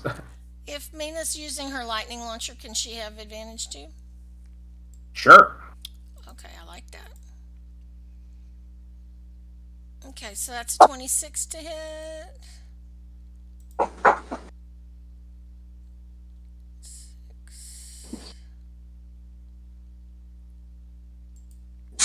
Keep in mind, just go ahead and roll the 2d6 damage for your lightning launcher rather than rolling the extra d6. So that's 11 on him. Yeah.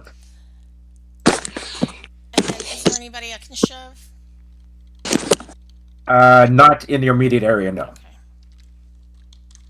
I don't want to send Adam Savage in next to any of these guys, so I'm gonna just Okay, fair enough. Okay, the bad guys. Let's see here. So we're down to 60, 20.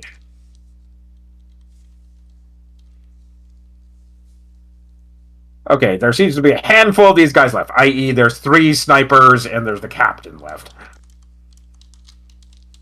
Alright, okay, so Tirshan and Mina, even though you're behind cover, you still end up getting hit for... Okay, so you both get hit for 12 points of damage. Okay, and then let's see here. Asgul, you just roll a death save. You roll 20, you become conscious, I guess. 7.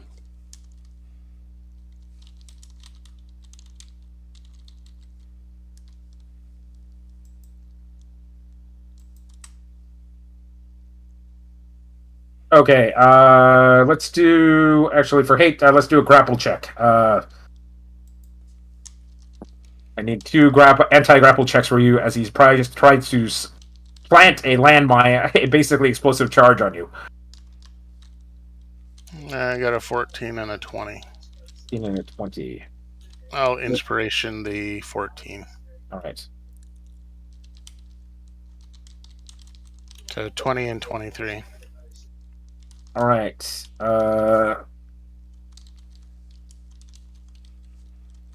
Okay, he beats you out on. He beats you out on the second one. There's a loud beeping noise coming from over your left shoulder at the moment. You figure this will go off probably next round sometime, as he as he basically does a couple backflips and disengages from you because he doesn't want to be in the blast. Okay. Okay, so it is your turn now. I'm going to chase him down Okay. and then You, and attempt to grapple him so that he's in the blast. okay, okay. Go ahead and roll to grapple twice. So 2 athletics checks.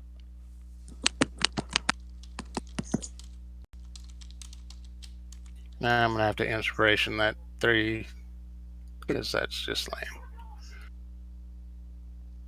There we go, 25. Well, technically, you only need to succeed once, so it's like you've already succeeded once with the other roll. So, Okay, that's fine. okay, so you grab a hold of him, and it's like, and hold him straight up to your faceplate. It's like, you are not escaping. You are not escaping. Reap what you sow. All right.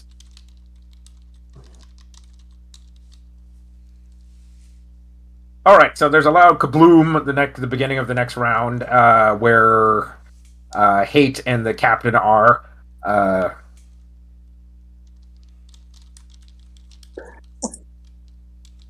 All right, so Hate, that is 41 points of damage. We'll just say the captain also takes 41 points of damage, and he's like missing an arm, and his faceplate is all shattered, and he just looks like really near death. Let's see here, and then let's see, Sean. Okay. How many more guys are standing?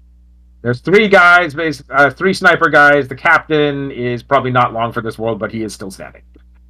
All right. He's wet, right? Everything is wet. The captain is the one guy who is not wet. He's the guy who's made all his saves against all the water that you sloshed That's around. Well, and he's All right. attached to Hate too, right? Still, and he's still grappled. He is grappled. That is correct. Yeah, so you I got don't at really least- want to shock him, I don't think. You make a good point. All right, I'm going to use my last first level spell slot myself to give myself Cure Wounds for 10 hit points Okay.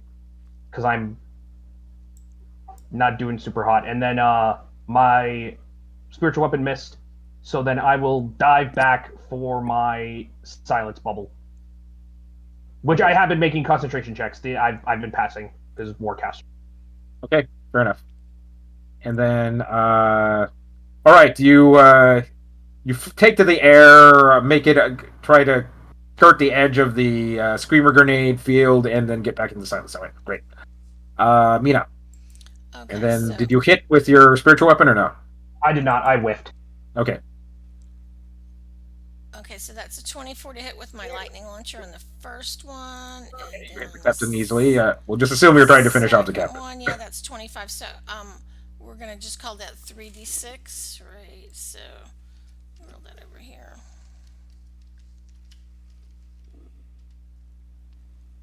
Why didn't that work? Okay, so that was 8.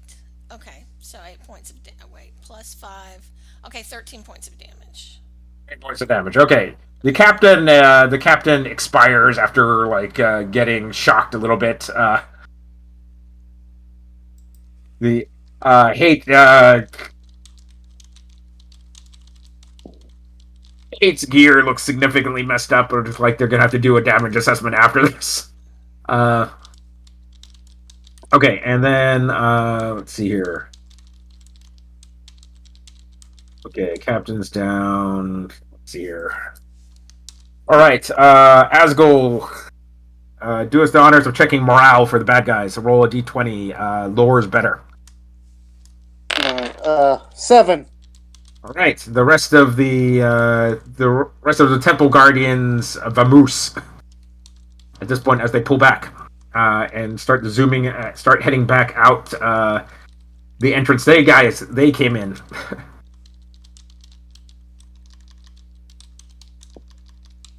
All right, there is silence on the battlefield. About this period of time, you can see the lights cycling on the giant airlock leading to Dock 39 as the giant, like, 40-foot annulus begins to cycle open. Oi, what sort of mess is this? Like, Serena, who's been hiding behind a large bit of concrete, to something like, you could have come out here and gave us a hand. It's like, well, it looked like you have it all handily under control, as he's sort of eyeing the unconscious Asgol hanging from the ceiling. Mina's gonna send Adam Savage up with a med kit for Eskel. Okay, so go ahead and roll the d8 plus 2. We have a minute of peace, right? You just have peace at this point, so there's no more fight after that. I'm gonna cast my last aura vitality, my last 3rd level aura vitality. Where is it? 2d6 for a minute. That's 7. All right, hang on. Eskel. Oh, thank you. All right, I have 71 hit points to share. Everyone can take. I'm gonna say 18, roughly. That'd be cool. All right. 25. If I did that math correctly, ish. All right. Psychic energies wash over the lot of you from the healing waves of Tirshan's spell. Your wounds begin to heal. The damage to flesh and armor begin to seal up. The let's see here. All right.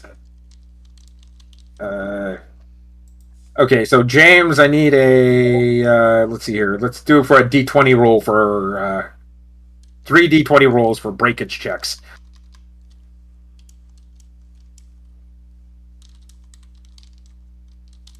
Five, 2, and 20. Okay. Okay, so I guess pick 2 pieces of like cyber gear that break at the moment, essentially, as he's effectively used the debt charge on you, which is really intended to basically break cybernet break equipment. So Okay.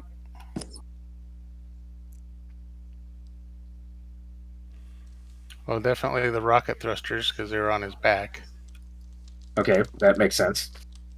and then probably his strength servo. Okay, got it. All right, so there's definitely some gears grinding in the exo suit that's been incorporated into your marine armor. And then the fuel tank basically has been ruptured on the jetpack. So just like that's gonna have to get patched up basically and refueled. Okay, so so what do you do? Looks like you blokes had a good old scrap here. So let's get on into the ship. We'll get you all patched up right as rain. Okay, so everybody, they have a ship surgeon aboard. He heals you all up to full. Oh, thanks. They also have mechanics, so there's lots of grinding and sort of the what is it? Your exoskeleton is back up to +2 out of +4 strength at this point. It'll still need some more repairs. Otherwise, the jetpack is like, yeah, I don't fancy repairing that. You've still got some traces of fuel in that. We really have to. It's going to take an hour or two, essentially, or more, to purge the tanks, so we don't basically blow ourselves up. And what about the chainsword? Chainsword, they pull out the destroyed power pack and stick another one in there. Good as new, and he wraps some duct tape around the stab in the hilt. Okay. Hey, Lawrence. Yes. I was going to sit down and meditate and cast Primeval Awareness. See if he is influenced by demons again. He is not. Because You that are happened the not last time. currently being influenced by Damon, strangely enough. Okay. Though he's like,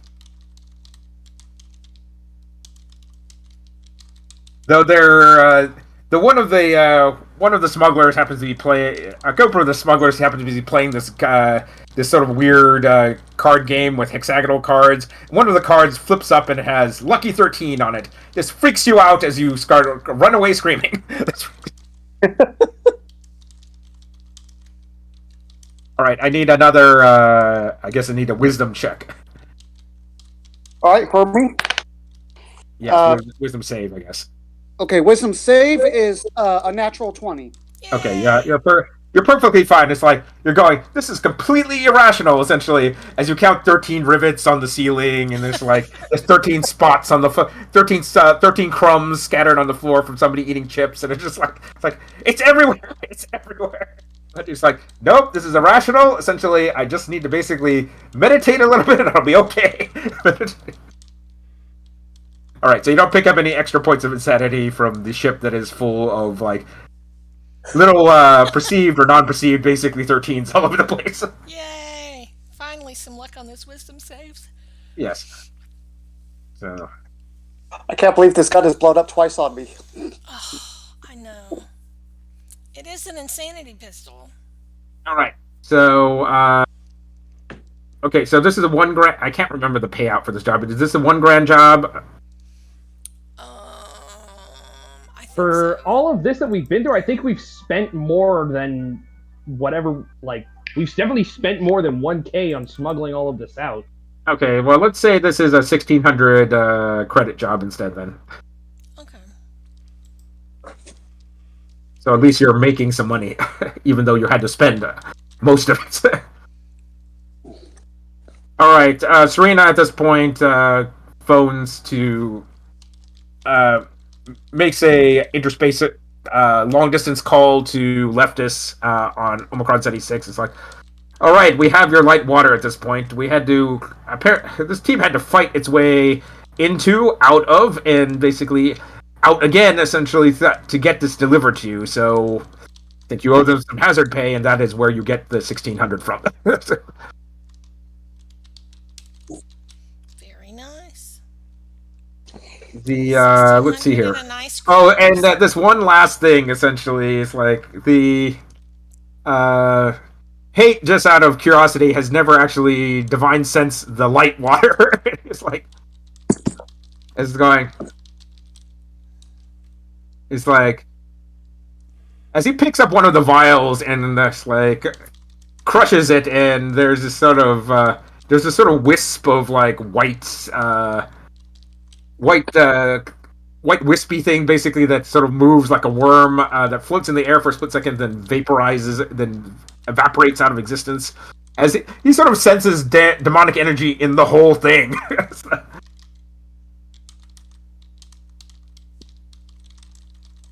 Figures. Like, as Hate is going, it's like humans are really stupid for putting this stuff in their brains and taking this stuff as a drug. Yep. So the Captain Jack takes you up into low Uranus orbit. They meet up with a cargo. One of those large cargo crafts that essentially where just like cargo units are strapped to it in a giant long train-like configuration. They load up everything. They load up the light water into a cargo container headed back for Omicron Ceti 6, and it's like, well, that ends well. It's like, you blokes have other business on Hernus, or or do you need the aid of a ship's captain? Essentially, I'm for hire if you're looking to get shipped off somewhere. I mean, Well, we have a bounty on this planet. Do you guys want to stay here? Well, Mina's going. Hey, we fixed 99% of that. They still don't know actually who we are. Yeah, they're kind of obnoxious down there. It's However, just that I was kind of fundamentally we've just had a run of bad luck. and we never got to see the underwater city. And I think we still need to sort of recon that situation with the eye and see if we might be able to work on that sword for Crow. Yep.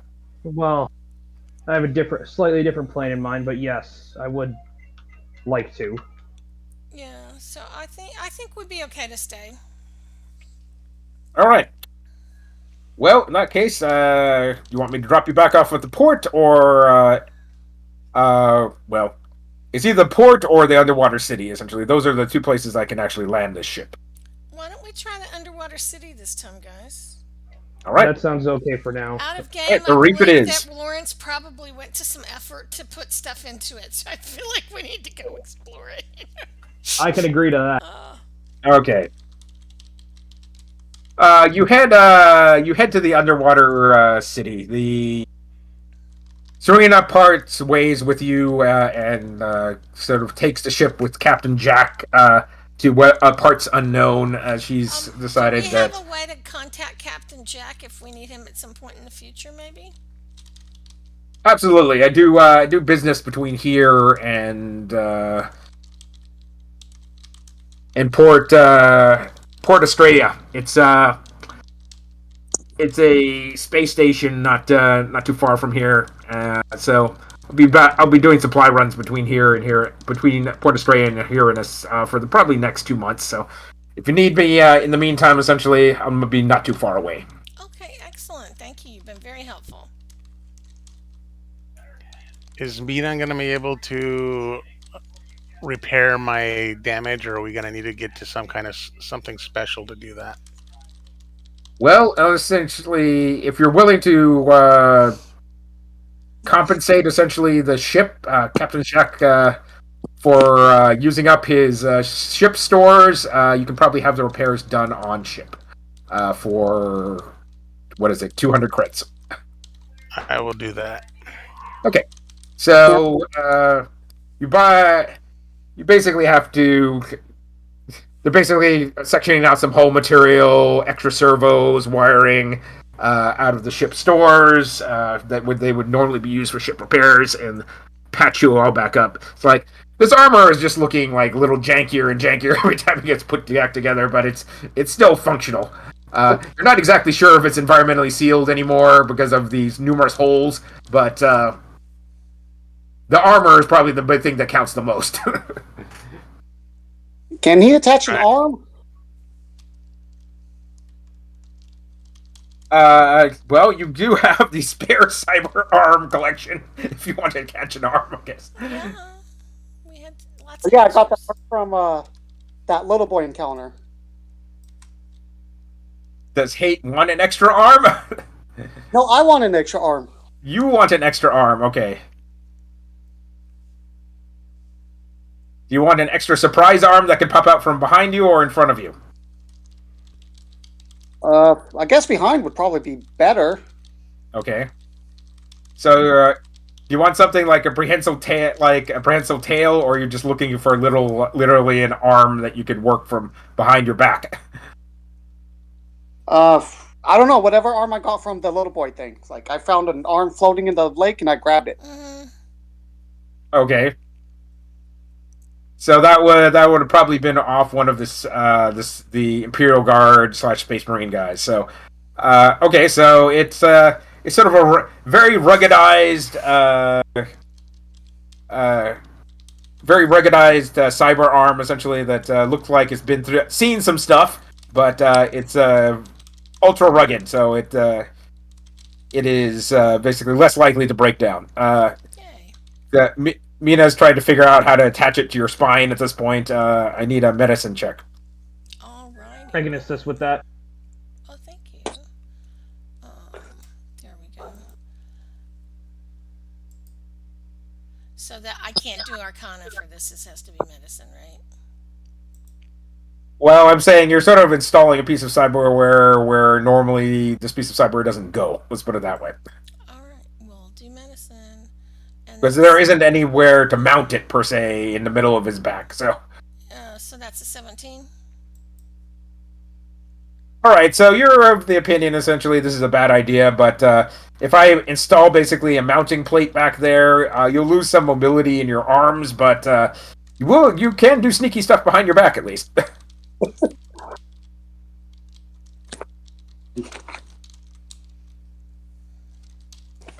Okay, so 250 credits to install. They do have a full med bay on the ship, so it is possible to install it here on the ship. Yay! Okay, so Can we this gives you repair his advantage pistol on too? having a third arm behind your back. Gives you an advantage on sleight of hand. Can we repair his pistol too that jammed again? Yes. I'm not that thing again. It almost killed me. It did take you down. There was the 4 You points want that to took you down. basically see what you can get for it in a game of space poker. With my third arm? Sure. This is gonna be. He's gonna play. He's gonna play space poker when he's afraid of 13s. Oh, that's lovely. Oh, All right. Right. So roll me what is it? 5d20. Higher is better, and then we'll give you +3 for having an arm behind your back, and then plus your whatever your sleight of hand bonus is. Four. How many d20s am I doing? 5. 5. So just give me your total bonus, and then we'll apply it to all the individual rolls.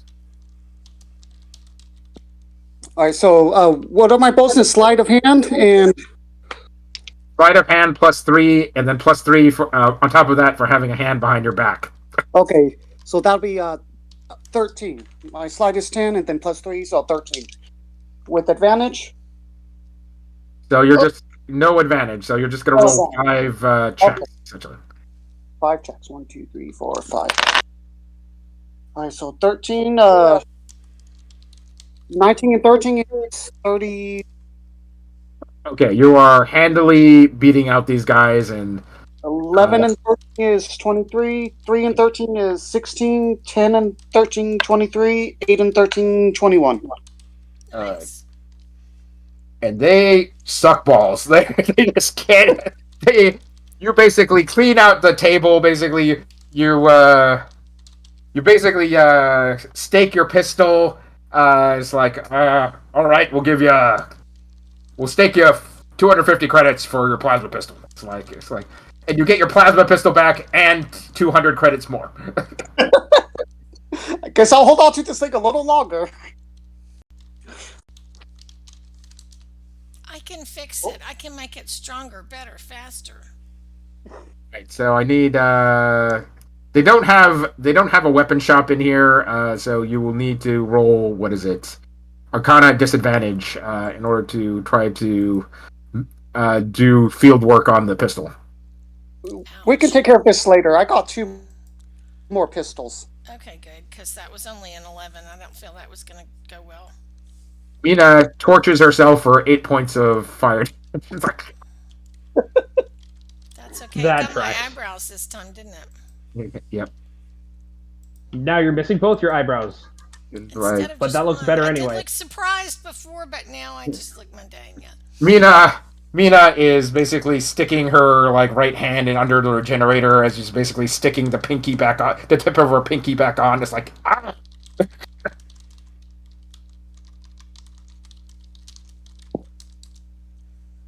This is almost He's as bad as bending it at this point. It's industrial like accidents. Mina basically takes a look at her hand. Is like her hand is all sorts of discolored from various times she's had to regenerate parts of her hand. It's just like it's sort of like 8 different shades. Hey, your hand blends in with me. I'm multicolored. I think I might need to get some nice tattoos.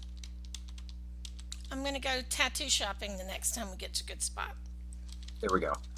Oh, they do have a tattooist on board, so you can get a tattoo right here on board. They're not too bad either. I'll have to think about what it needs to be. I'll have that Okay, next fair time. enough. How about that? Just All remember, right, tattoos are an identifying mark. there you go. You land at the reef. The during the time on the ship, Tirshan has some time to look over the mapping data of the Eye of the Storm, Space Wolves Fortress. The initial landing, you're guessing your aunt came on one of those tourist trap ships that basically gives you a tour of the tower.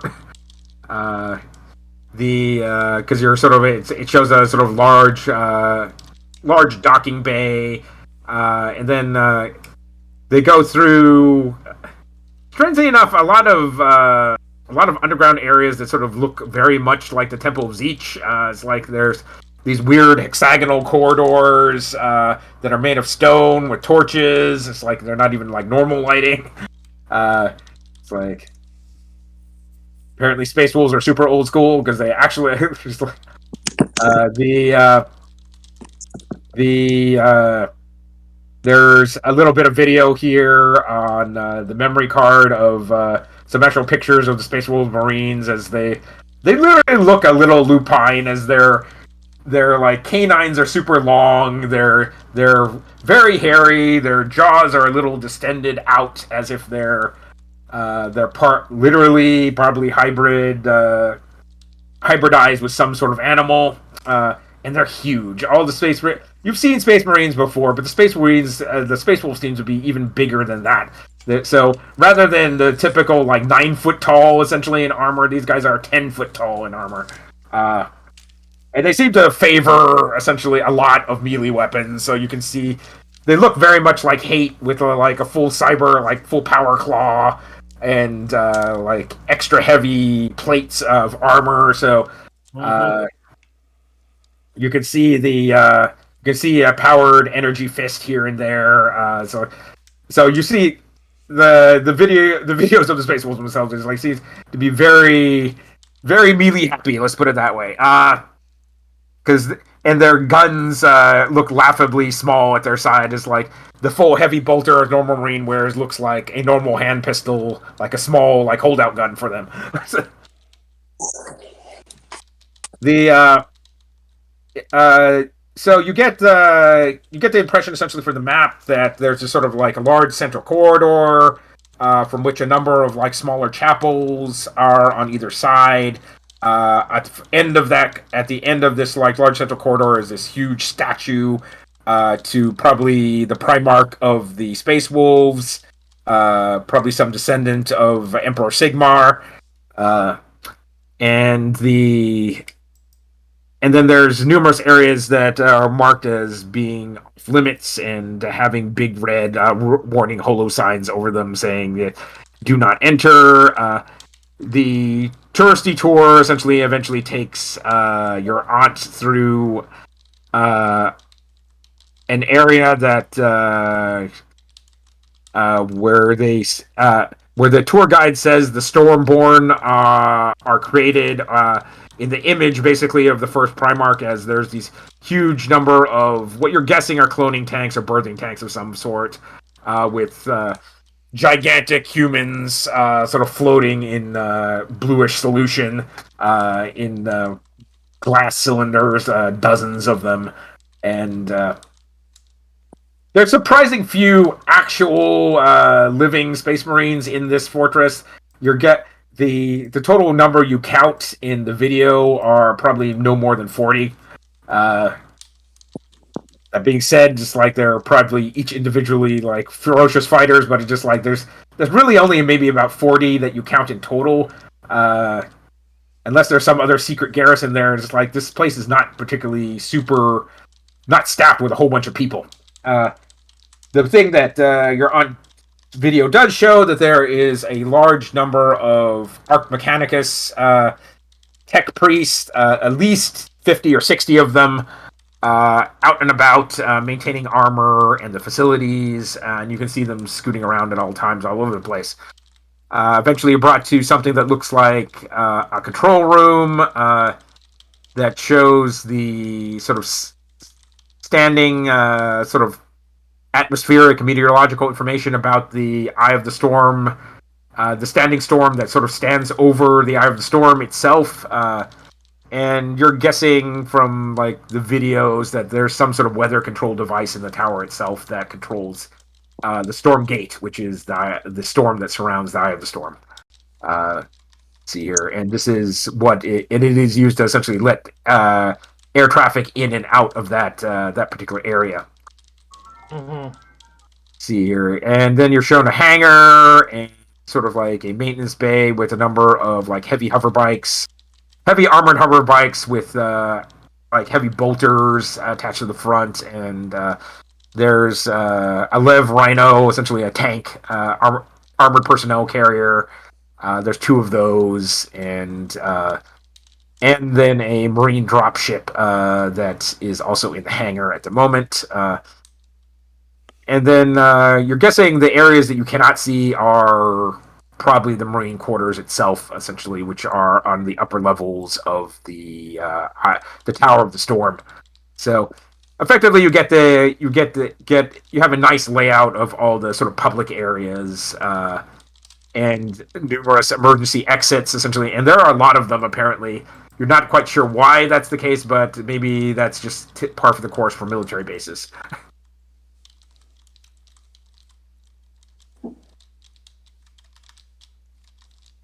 So at this point, I'm thinking: do we do this with diplomacy or do we do this with violence? Well, we had discussed this before that they were extremely unlikely to want to make a sword for you since you were not one of They them. will probably demand the sword you And they have would back, probably basically take it from us and either kill us or not, but take it back. as a relic of the first Primarch. So it's just like, Oh, absolutely. And now, If if you anything, wanted I to want use to trade. diplomacy to try and figure out what happened to your aunt, it's we are that might be more likely. I wouldn't bring the sword into it though. I don't think. Well, I obviously can't use this thing. It's way too freaking big. But they have the means to make something that would be of use to me. At least, I hope they do. Or if you want to sell it to them, do you think they? No, this is not some. In Tiershawn's character, this is not an article to be like Okay. profited over. This is something holy. Well, I just thought if you couldn't use it, so inevitably, you could just return the relic to the Stormwolves, and they might consider it a boon for uh, and basically and be willing to basically grant you what you wish, essentially in exchange for the sword. So, That's the hope. But I don't just want to like get stopped at the gates. I want to bring it to someone like one of the tech priests that knows how important it is. okay. So that being said, you're guessing the tech. Since you already researched this earlier, rumor has it that the Space Wolves don't leave their fortress, except on sorties when commanded to do so by the Imperium. So the tech priests, Yeah, however, do. So uh, if you basically search around the colony enough, essentially, you might be able to find out when and where, essentially, they hang out, basically, in Hyrnus, the civilized areas proper, because inevitably they probably need to resupply the Eye of the Storm every so often from the local shops and stores and that sort of stuff. yeah. The Space Marines themselves aren't very social, but the tech priests at least keep the hive running, so to speak. Yes. So yeah, I will do like as weird as it sounds, stalking recon work on them. Okay, fair The enough. tech priests, that is, at least like. Tech priests. now All right. Mhm. So was this the captain's marine sword from he was Temple one of of the Zeus? corrupted Space Marines, Space Wolf, Okay. Space I think Marines we need to from the have a Temple of good Zeus. story about how we got that didn't involve us killing him. You could just be Oh, very it's like what is it? Ronan and Hate, since they both had been in the military before, and Tirshan as a tech priest himself, Hmm. essentially all know essentially the Space Marines hate nothing more than Chaos Space Marines. So it's like, if you have freed our brother's soul basically from the clutches of chaos, basically you're okay by us. That's sort of, Yeah, exactly. So I'm not afraid to tell them the truth of what happened. And maybe that would make them respect you enough to do business with you more than if you were just Pretty much. regular. Purged an And entire you get temple of some the cred Chaos for that. Gods. Yeah, purged an entire temple and freed their brother's souls. That's doesn't get much higher honor than that. There were 10 of them, right? yes. Okay, let's get a long rest in here while we're waiting. So, Please. because there's nothing for the next couple days, effectively, while you're on and around town. So, everybody needs to spend what is it, 150 credits on general lifestyle maintenance stuff, essentially, while you're in between jobs, as it were. Uh, You're puttering around town. It's you've spent about a week so far looking into things uh,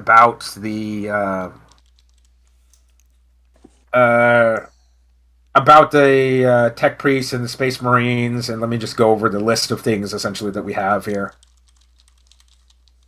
Asgol, give me a wisdom save essentially to see if you're recovering from triskaidekaphobia at this point.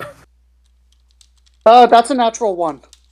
Okay, nope, it's much worse. It's just like you're just seeing 13 everywhere, just like Do you if want me to make a save and see if I still have disadvantage on all my athletics? if you want to get surgery for that at this point, it is 250 credits to fix you up. I think that's a good investment. Okay.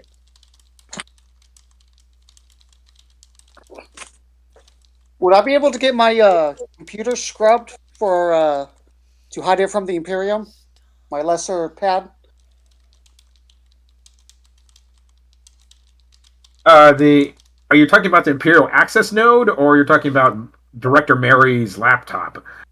My lesser pad that I used to get rid of our warrant before we did the heist. Oh yeah, it got traced, didn't it? Okay. Okay. So you need it's relatively cheap. So it's 100 credits basically to swap out the ID chip with another one. Okay. So you just have the ID chipped in your Palm pad, basically your Palm computer swapped out with another ID chip, and you just destroy the original one. That seems like The wisdom. the bazaar market has more than enough of these all over the place. So you do a little checks. It's like, okay, well, this one's not hot, so okay, we're good. Uh, all right. There's rumors all over town. Essentially, these strange faceless Hydra-like creatures keep on popping up all over the place. Essentially, there is now there's rumors just floating around everywhere. Essentially, they're big. They definitely have been showing up in the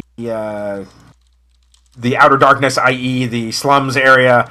But supposedly, a couple on the beach saw one flop up on shore, basically, and eat somebody's dog, and then disappear back into the waves. Uh, and uh, and So there's are they all going to sorts close the of beaches? Is this like is this like and there's Jaws? numerous Right. We need a bigger boat. exactly. And then there's the not so calming influence of Commissar Dominic's face showing up every so often, declaring that like we will find this heretic threat that is plaguing our dear citizens of the Imperium. Essentially, be calm, and the Inquisitors of the Imperium shall save you, essentially. As they start to grab they have in the background them grabbing some random schmo off the street, and basically dudes with flamers lighting him on fire. Like, ah! As he's running off screen. uh, Okay, let's see here. What else do we have here? So you arrive. Oh, by the way, you arrive in the reef. This is your current, which is the underwater city. Vorcha, the fixer that you met earlier through Smitty. That's like, yes, sure, I can show you around. What interests you in particular? We have more than probably 60% of the underwater city is literally underwater per se. You have to have a water breathing apparatus to. We cater mainly to aquatic species around here, like myself. Well, Uh, so we can do what was that water breathing, right? I can ritual cast that. So so you just ritual cast it at the beginning of the day or whatever. okay, Uh, yeah, it's 24 hours. So we. it's like Brush your teeth, cast most underwater breathing. most people here in the reef are believers in the way of the Leviathan. There, may his spawn clear, keep your clear gills ever clear of parasites.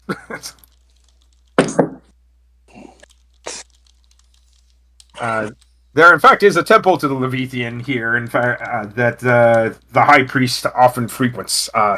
That it is a popular tourist destination. So, Is there some kind of tie between the Temple of Leviathan and the Hydra creatures that we're aware of? not particularly, but you're getting the feeling essentially it's like the Leviathan spawn that you saw in the sort of milky white pool had a distinctively similar appearance to the multi-headed Hydra you fought earlier. So, except they were just like one, they're just like big like eyeless eels essentially. In the Leviathan spawn looked like big eyeless eels, but just like if you glued a whole bunch of them together, essentially you'd have the basically dimensional shamblers that you fought earlier. Okay. So it's like they have a distinctively similar appearance to each other. Uh, That's not reassuring or anything. Nope, so not at all. like, there's meteorological warnings like uh, be advised that that people on the at the resort island at this point should take shelter due to active volcanic activity. Like as basically you see this bluish energy field deflecting like chunks of like reddish hot ejected matter from the volcano that just rains down on top of the resorts. It's like, and again, you get one of those images of like some poor resort beachcomber getting lit on fire by one of these globs of lava, and it's like, ah, he's on fire, and he starts running off the edge of the screen. We just don't go to nice places, guys. There is an adventure in nice places. I don't know yeah, even the cruise ship. Even the cruise ship was filled with assassins, and I got cut in half. The I'm sorry, I got lost on the upper deck. I missed that. so the so also we have like I don't know if this interests any of you, but it's like there we have a very active red light district down here that is like if you're interested in getting intimate essentially with under the sea, it is an excellent place to go visit.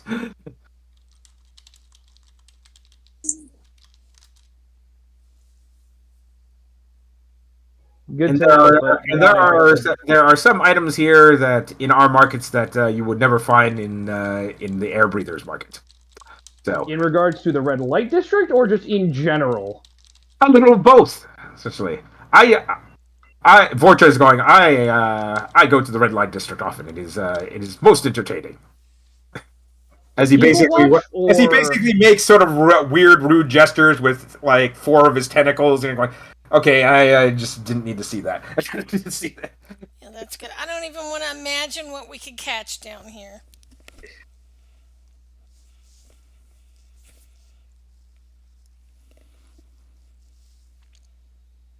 And then, as far as jobs, essentially, Vorcha mentions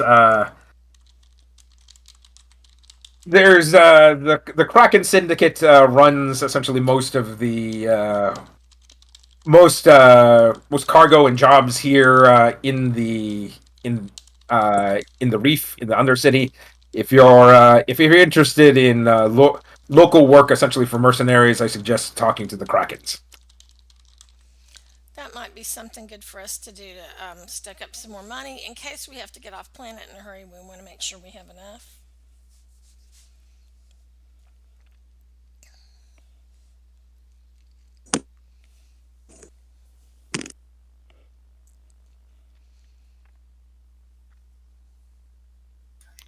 Well, we need to do something with Tirshan's Okay, so doing stuff with sword. Tirshon stuff. All right, so you probably need to spend about 100 credits each in smoozing up people in general.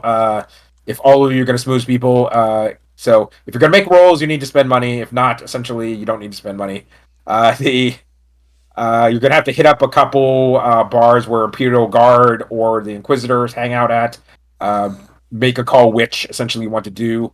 Or alternately, you're going to probably have to talk to Kraken Syndicate to find out more information about the Czech priests because they probably have a little bit of information on everything. That might be better. Can I Mhm. like do a roll to assist Asgul checking in with the Kraken? That seems like it would. Okay, you check in with the Kraken Syndicate. Vorcha is like, I will introduce you. It's like I am a member in good standing. And of course, the Vorcha being a squid person, you're going, of course you would be. Of course you would be. You arrive at the Squid Ink, a sort of like trendy sushi bar that the you're not exactly sure how you serve sushi underwater, but like half the bar is like literally in water, and the other half separated off by the air breathing half, essentially by a bluish force field. The this little conveyor belt of sushi basically zips between the two sides, and is like, Isn't this also cannibalism?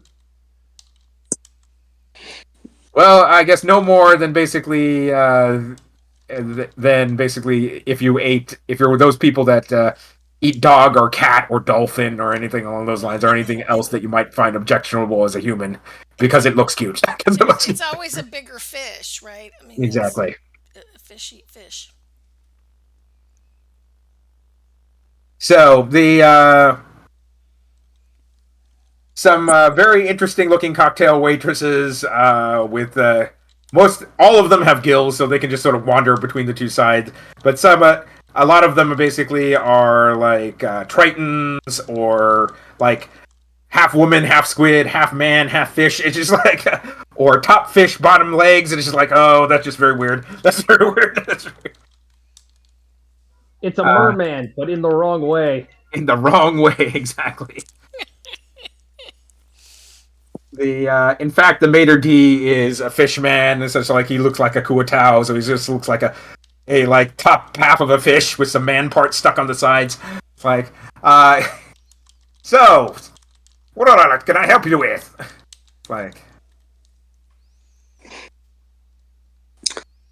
Uh, Vorchak goes, we are here to talk to the big boss. It's like, big boss, yeah. It's like, hey, you air breathers, put on masks. You can go over there, or if you got ability to breathe underwater, that'd be really good. Don't Oh, I don't need to fish out any drowning air topsiders. no, we can breathe underwater. That's fine. Smart. He taps one of his fishy hands to his head. Anyways, Vorcha, take them back to the back. The uh, big boss will see you there. See you there. You head into the watery section of the sushi bar, and then head through this beaded curtain that sort of floats up and away from you. As shimmering beads basically get in your face and entangled in your hair. You're like, damn it! Damn it! The In the back, you can see this huge shadowed sort of shadow screen where you can see this sort of sinuous Naga person sort of swimming around just by their shadow being backlit by bright light, and you can see their shadow being cast across the shadow screen. It's kind of hard to tell their exact size or form, considering they seem to get closer and further away from the light every so often, making them either appear relatively small or really huge. It's like, well, air breathers, what brings you by the Kraken Syndicate this fine evening? Can I offer you all a drink as this waitress comes by with sort of squeezy bottles with drinks in them? Yeah, drink sounds good. We're here to try and what figure out the schedule of the tech priests, like when they There show. are many tech priests here, essentially, especially in the Temple of the Levithian. But what is that? What you're looking for? I can put you in touch, essentially. In fact, I can get a nun for you, basically, in a private room at any time. Weren't we trying to get one from the Storm Temple? Yeah, one from Oh, the they're no fun. Why would you want a nun from there? We go to not fun places. Oh, I I see. point to my arm that's robotic and not natural anymore. Okay. Ooh, extra limbs, more fun. Essentially, you understand the squid way. Basically, you see like four arms from either side of her sort of fan out. It's just like, And then if she, do you want to see if she has any workforce? I'm going to be looking around the table, trying to find a table number. You see a table with basically. Oh no, it's 13. Oh wait, no, that's 31.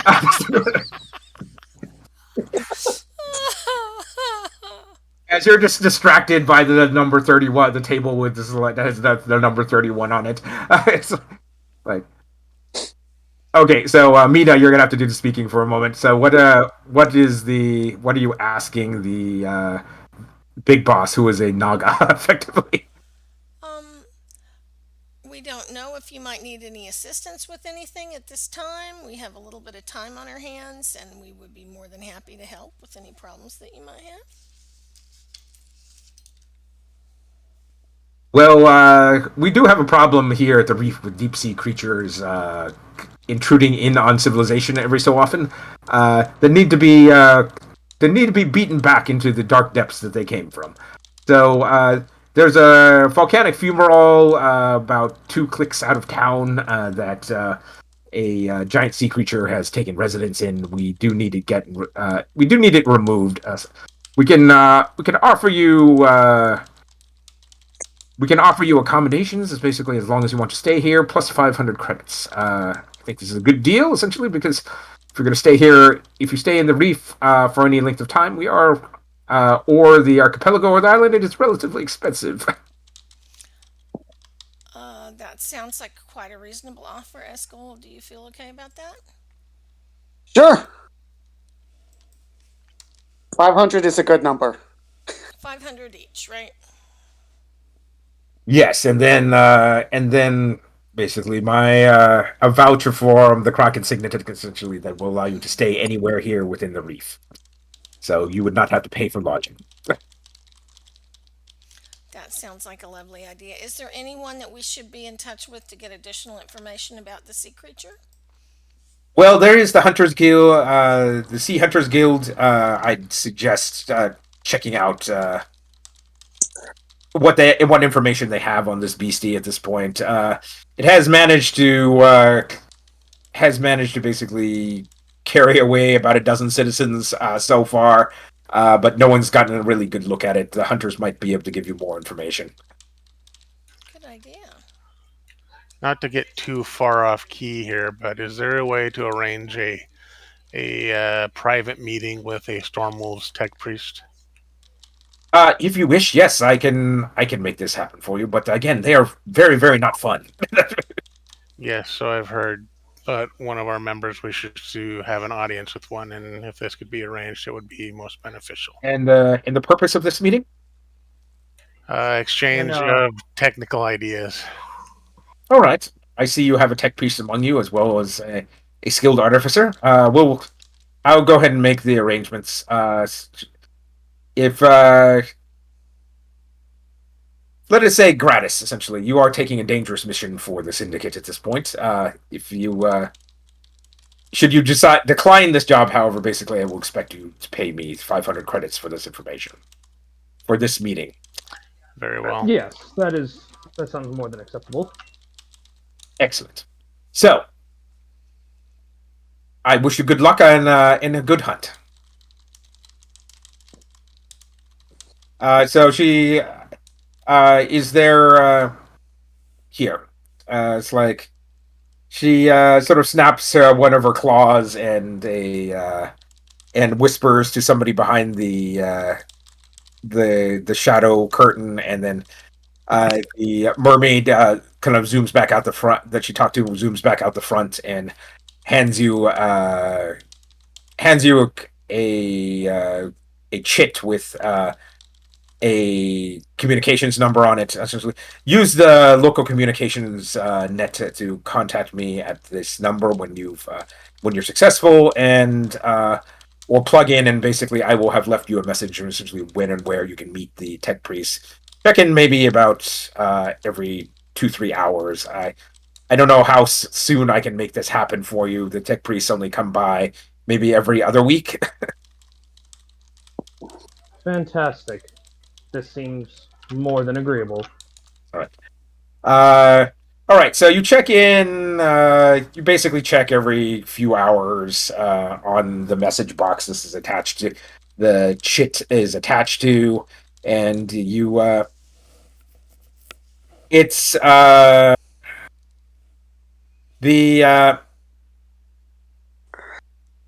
what is it? The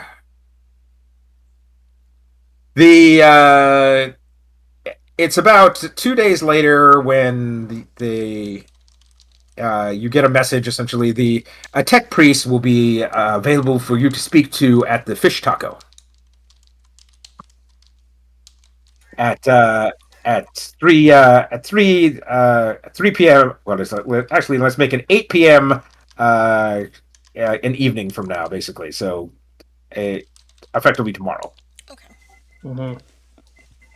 Understood. All right, you sort of look up. You've seen like holo advertisements for the fish taco. It's a strip bar.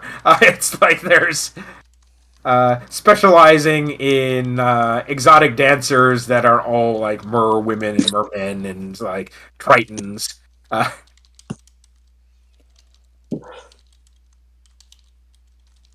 You arrive there. This is what we'll just end it for the evening. But you arrive at the fish taco. There's a very disturbing neon sign with basically a woman with basically a taco in her lap, and you're going, okay, that's not subtle at all. That's not subtle. And as you head into the typical strip club pulsing music, and let's give it up for Mindy Stars. As there's all sorts of about half the you notice the bar sort of like it is a bar that does have an atmosphere, but there's effectively the whole bottom like half of the bar is a pool essentially, and all the aquatic people are sort of hanging out in the pool next to the pole dancers and the stage, and then there's some tables up here which are high and dry, basically outside of the pool. This is actually a pretty cool concept. And then as you're all looking around, essentially for the tech priests you're looking for, you see a tech priest with a mermaid in his lap. You see his black and gold uniform cloak sort of like draped over the chair behind him, and he's like, and the mermaid is basically whispering sweet nothings into his ear, and that's where we're going to end it for this evening. Oh, brother. Thank you, Lawrence. All right, good game, guys. Another really interesting episode. All right. And I'll All right. So if you guys didn't get a chance, there's a link in there where you can listen to last week. Like James, if you want to catch up on what we did last week, and if you give me like a day or two, I'll do some editing on this one and I'll drop a link for the one for tonight.